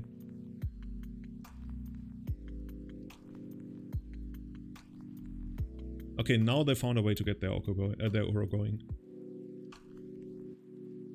But they still need a land on this turn to make that happen. We still have two draws before they even have an Oko attack. And by then, we still have all the blockers. The thing in is, the world. like, the one of the reasons why I wanted to attack is because it could force some trades. Because what they are gonna start doing now is probably like trade food for creatures. So basically they get like removal spells on our creatures, and if we like trade off stuff, that's better. But let's see. Like, we basically only need like one way.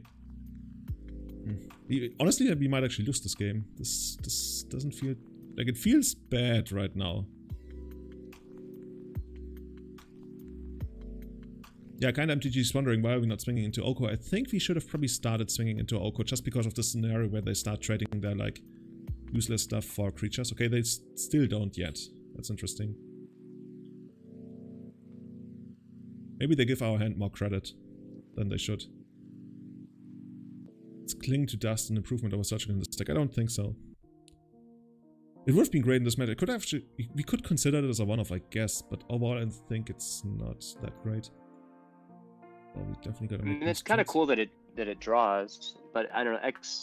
I don't hate it. I don't hate it. I could see it. It's just... Oh, okay. Here it comes. I think we try, right? It's actually super surprising they didn't cast Uro. So why would you not cast Uro there, even though you could? 1, 2, 3, 4. It must be like hardcast Force of Negation or Pyroblast. Would wait. You would wait? Oh, I don't know. I mean, we don't really have much other options, so maybe we should just... Well, our option is that they get impatient.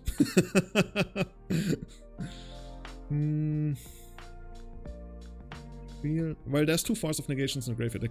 There could be a third, though. Or they could just have a Veil. I think we should wait here, and hopefully they, they snap it off on something that's less good. Like if they tap out for Uro next turn, I think we should also attack Oko. then it gives us a window. Yeah, I mean, they could have already tapped out for Uro last turn and didn't. So I doubt they will do it, but it's just like it feels so bad to cast a Glimpse here because it runs into basically anything they would like have that would make them not tap out for Uro here. Okay, so this is fine.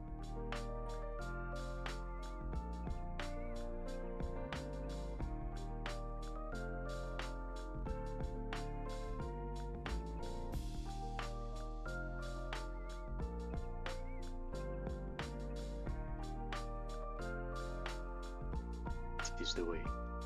This is the way. Maybe we can find more crabs. How many crabs are gone by now? 1, 2, 3, 4, 5, 6. We drew 6 of our crabs. Dude, Bitterblossom would be actually an insane draw here. Bitterblossom would help us out so much. It would block Uro for days, like forever.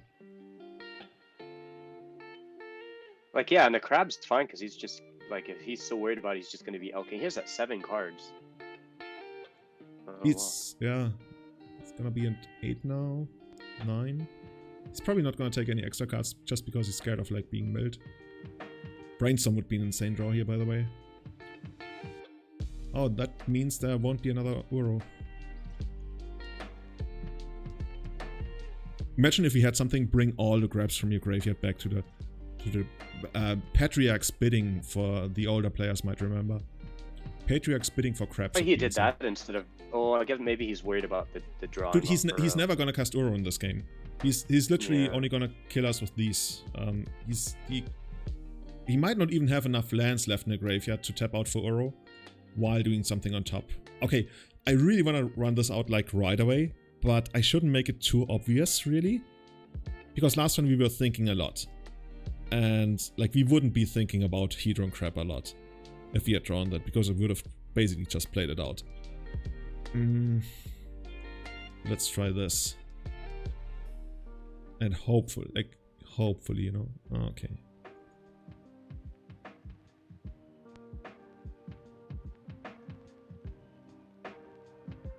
Okay, I hope the opponent like does something here.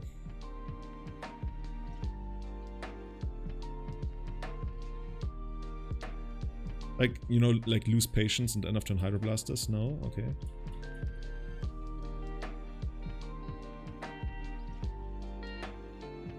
I guess here they really got a minus to steal the crab. Like minus steal the crab, swing in for 4. Unless they have a removal spell. Okay, they crab it up. Return to the clams. That's how we would call a card.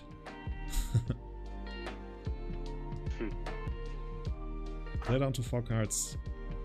I think we're gonna get there, I think. Because I feel like... I mean, if we draw just about anything, we draw another crab, we draw a glimpse, we draw brain freeze, we draw archive trap. Benergy is asking, Sylvan library kills in trigger. Well, not really, because you can always click no, so it's like you may draw, even if you have upkeep, you may draw 2 additional cards.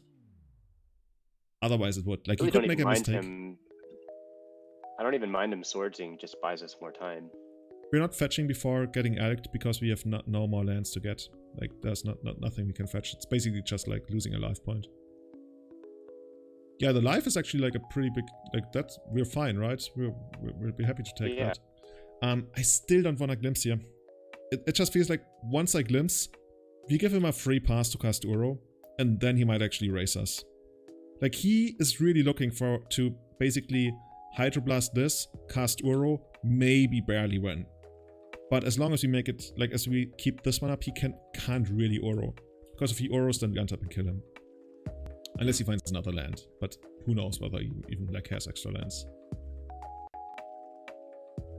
Okay, so this is hitting us for 7. Oh, that's actually barely enough to kill us. Oh, this is so unfortunate. We gotta draw something. We gotta draw something here. More stuff? Yeah, that's... okay, that's exactly Hydroblast up. It's exactly Hydroblast up, okay. Okay, so now even our crab doesn't do it. I guess a crab does do it. Court! What is Court gonna do for us? Nothing right now. Well, we will see. Maybe he fights over it. Or if it gets us a brain freeze at our end step, we can brain freeze them on their upkeep. Actually, no. If it gets us a brain freeze on end step, we should cast brain freeze on the end step. Because if you do it in upkeep, then we can't just counter it. Whereas if you do it on the end step, then we get like basically two of it. Huh. The interesting thing is, how much do we want to gamble on finding the brain freeze? I think we still got 3, right? Yeah, we got 3. Because it feels so much like the glimpse is gonna get countered. It's gonna, like, we're gonna look so stupid but it feels like he's got like another red blast left, like 2 Hydroblast, 2 red blast. You know, maybe even a Force plus pitch. Force plus pitch we can't beat anyway. No, we don't know anything about the hand. Play land in case we draw a trap. What? In case we draw a trap. We can't, this can't fetch anything. Like, there's no lands left in the deck. Yeah, we can't fetch anything. The thing is, if you go for it with Glimpse, then Brain Freeze is not an out. And like over the last 5-6 turns, the opponent has made it very clear that they have Pyroblast or Red Blast in hand. So we're just hoping for a Brain Freeze. Because if the opponent wouldn't have that card, then why did they not cast Uro like so many times over? Make him have it? Well, we already made them have it, and they decided they have it. think we are gonna wait for the brainstorm, for the brain freeze. Oh, you know what? Just to show chat that they actually have the card. I think it's so unlikely that we have the brain freeze. Yeah, if we look at the top card and we have a brain freeze, then Yeah. that would have been the one. But yeah, they would assume they had it. Let's throw the brain freeze. Okay. Or force, yeah. So we ended up with just too many do nothings. So maybe we can win the third game. That was the second game, right? Oh, we have 7 minutes to win the last game? Okay, good luck. We gotta speed run this. Yeah, we can speedrun it. We can do it. Man, this looked really good with all the crabs going on, but then we kind of faded away with like all these lands that we drew. Can we just like play more? Just the Elking was annoying. Yeah. The Elking was annoying. Is there anything? Honestly, probably. On the play though. No. On the play, you want to do 2 days instead of the courts. Yeah, I like the Dazes. I like the Dazes quite a bit. But the cards, they could do something. Like, I just want to mill them for 10 once, and then I don't even care. We just want to play it once. The thing is, like, even if we are not the Monarch, we still mill them for 2. So. Yeah. I think I want to try it. I mean, we went into this league wanting to try it. Maybe, yeah, you know, we take out one of those and bring in Daze and take... I don't hate this, actually. Kinda like this. I think let's try this. Okay.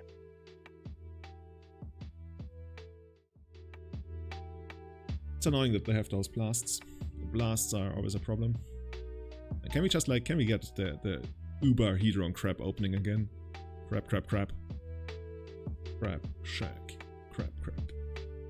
Did you see any Dead of Winter? Dead of Winter? No, I think they don't have them. At least, like, they didn't have any after sideboarding. I think they had some in the first game. Okay, I gotta play a little bit faster here. It's because of the time. Keep this.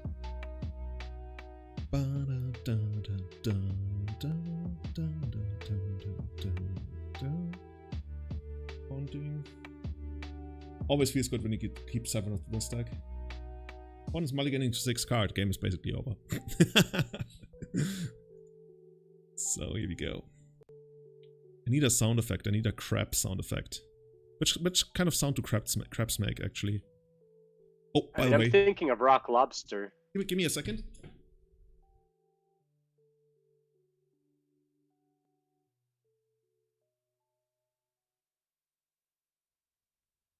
Check this out. I have a crab. From the Christmas Islands. Okay. Nice. Let's find something. Okay. Those are probably gonna be good. And let's send away a couple of extra lands we won't need.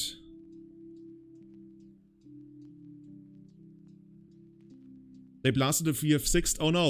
Oh no, that was bad. Oh, that was my bad. Just because I wanted to get that super crap. Could have Daze that. It's out of breath. It can't blast anymore. Oh, opponent missed their land drop. Guess that's one way to go about it. Do we want to draw the extra land? Not really, I think.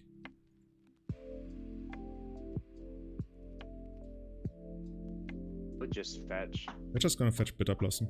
Well, okay, that's decent.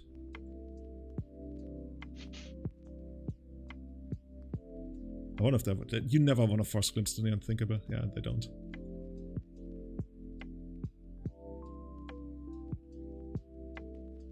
Yeah, they would have drawn Sylvan Library. I think we let this resolve. Just like I don't hate if they find a fetch land and then maybe even cast something with it, and then we archive trap, and then they maybe force and we Daze. Yeah. Did not shuffle. Okay. Go for it. Cast something for 1 here. That's probably like a bit of snow basic, and then astrolabe, and then Finish him! 26. Come on, I wanna do it. Oh yes. And another one.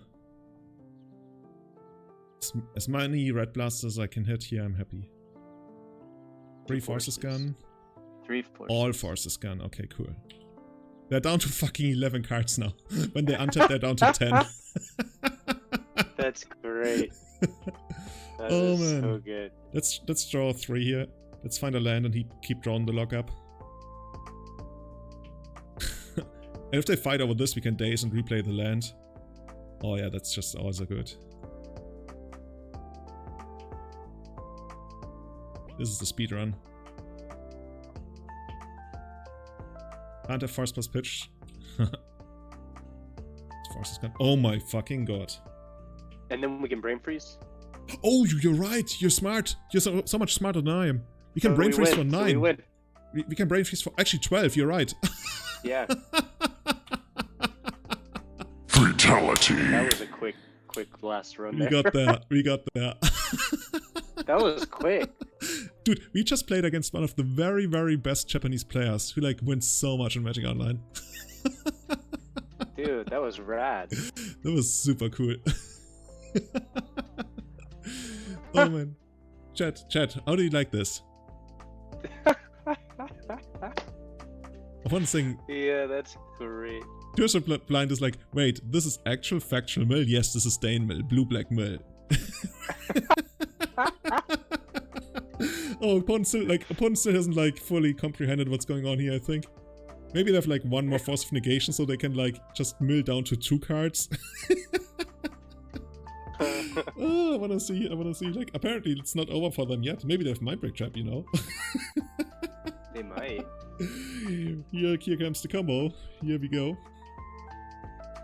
Come on, we are a dinosaur.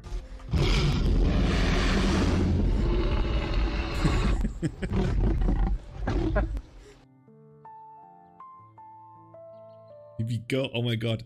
Did we actually like, we 3-2'd. Oh my fucking god, we 3-2'd. That's great. We're getting better every time. Oh man. I really wanted to finish the elves matchup. That would have been. That would have been interesting to really that one, but cool. Yeah, that Yeah. was. I feel like... This was a great game. Oh, this is great. You know we're gonna crack this. I want to see what's inside this.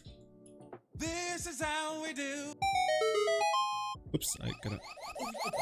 Chat, Mana Confluence is worth something on Magic Online, right? E-Price, Mana Confluence. It's 4 tickets, something like that. Is this the Expedition one? Oh, no, it's not the Expedition one. This is great. Oh. Well, I guess we're gonna play another league. Like, not today, but in the future, if you wanna keep working on this. This has worked out really well today. 3-2. So we managed to beat Snowcoat twice, right? And then we had that weird game against Elves where I felt like we could win, but they conceded anyway. We lost to Delver, Blue-Red Delver, which is always going to be a little bit rough of a matchup. Just because Dread of Darkness keeps being the thing that's, like, we can't really answer. And we were okay. We were close, even with all his activations. We still got fairly close both games. Yeah, I think we got them down to like 104 or something, like a couple times. I think it was 1 turn off. I think it was like, yeah. I think we were 1 turn off of winning on both. I think my Magic Online just crashed. I can't click anything, and it makes that weird. I don't even know which kind of music instrument that is on Windows.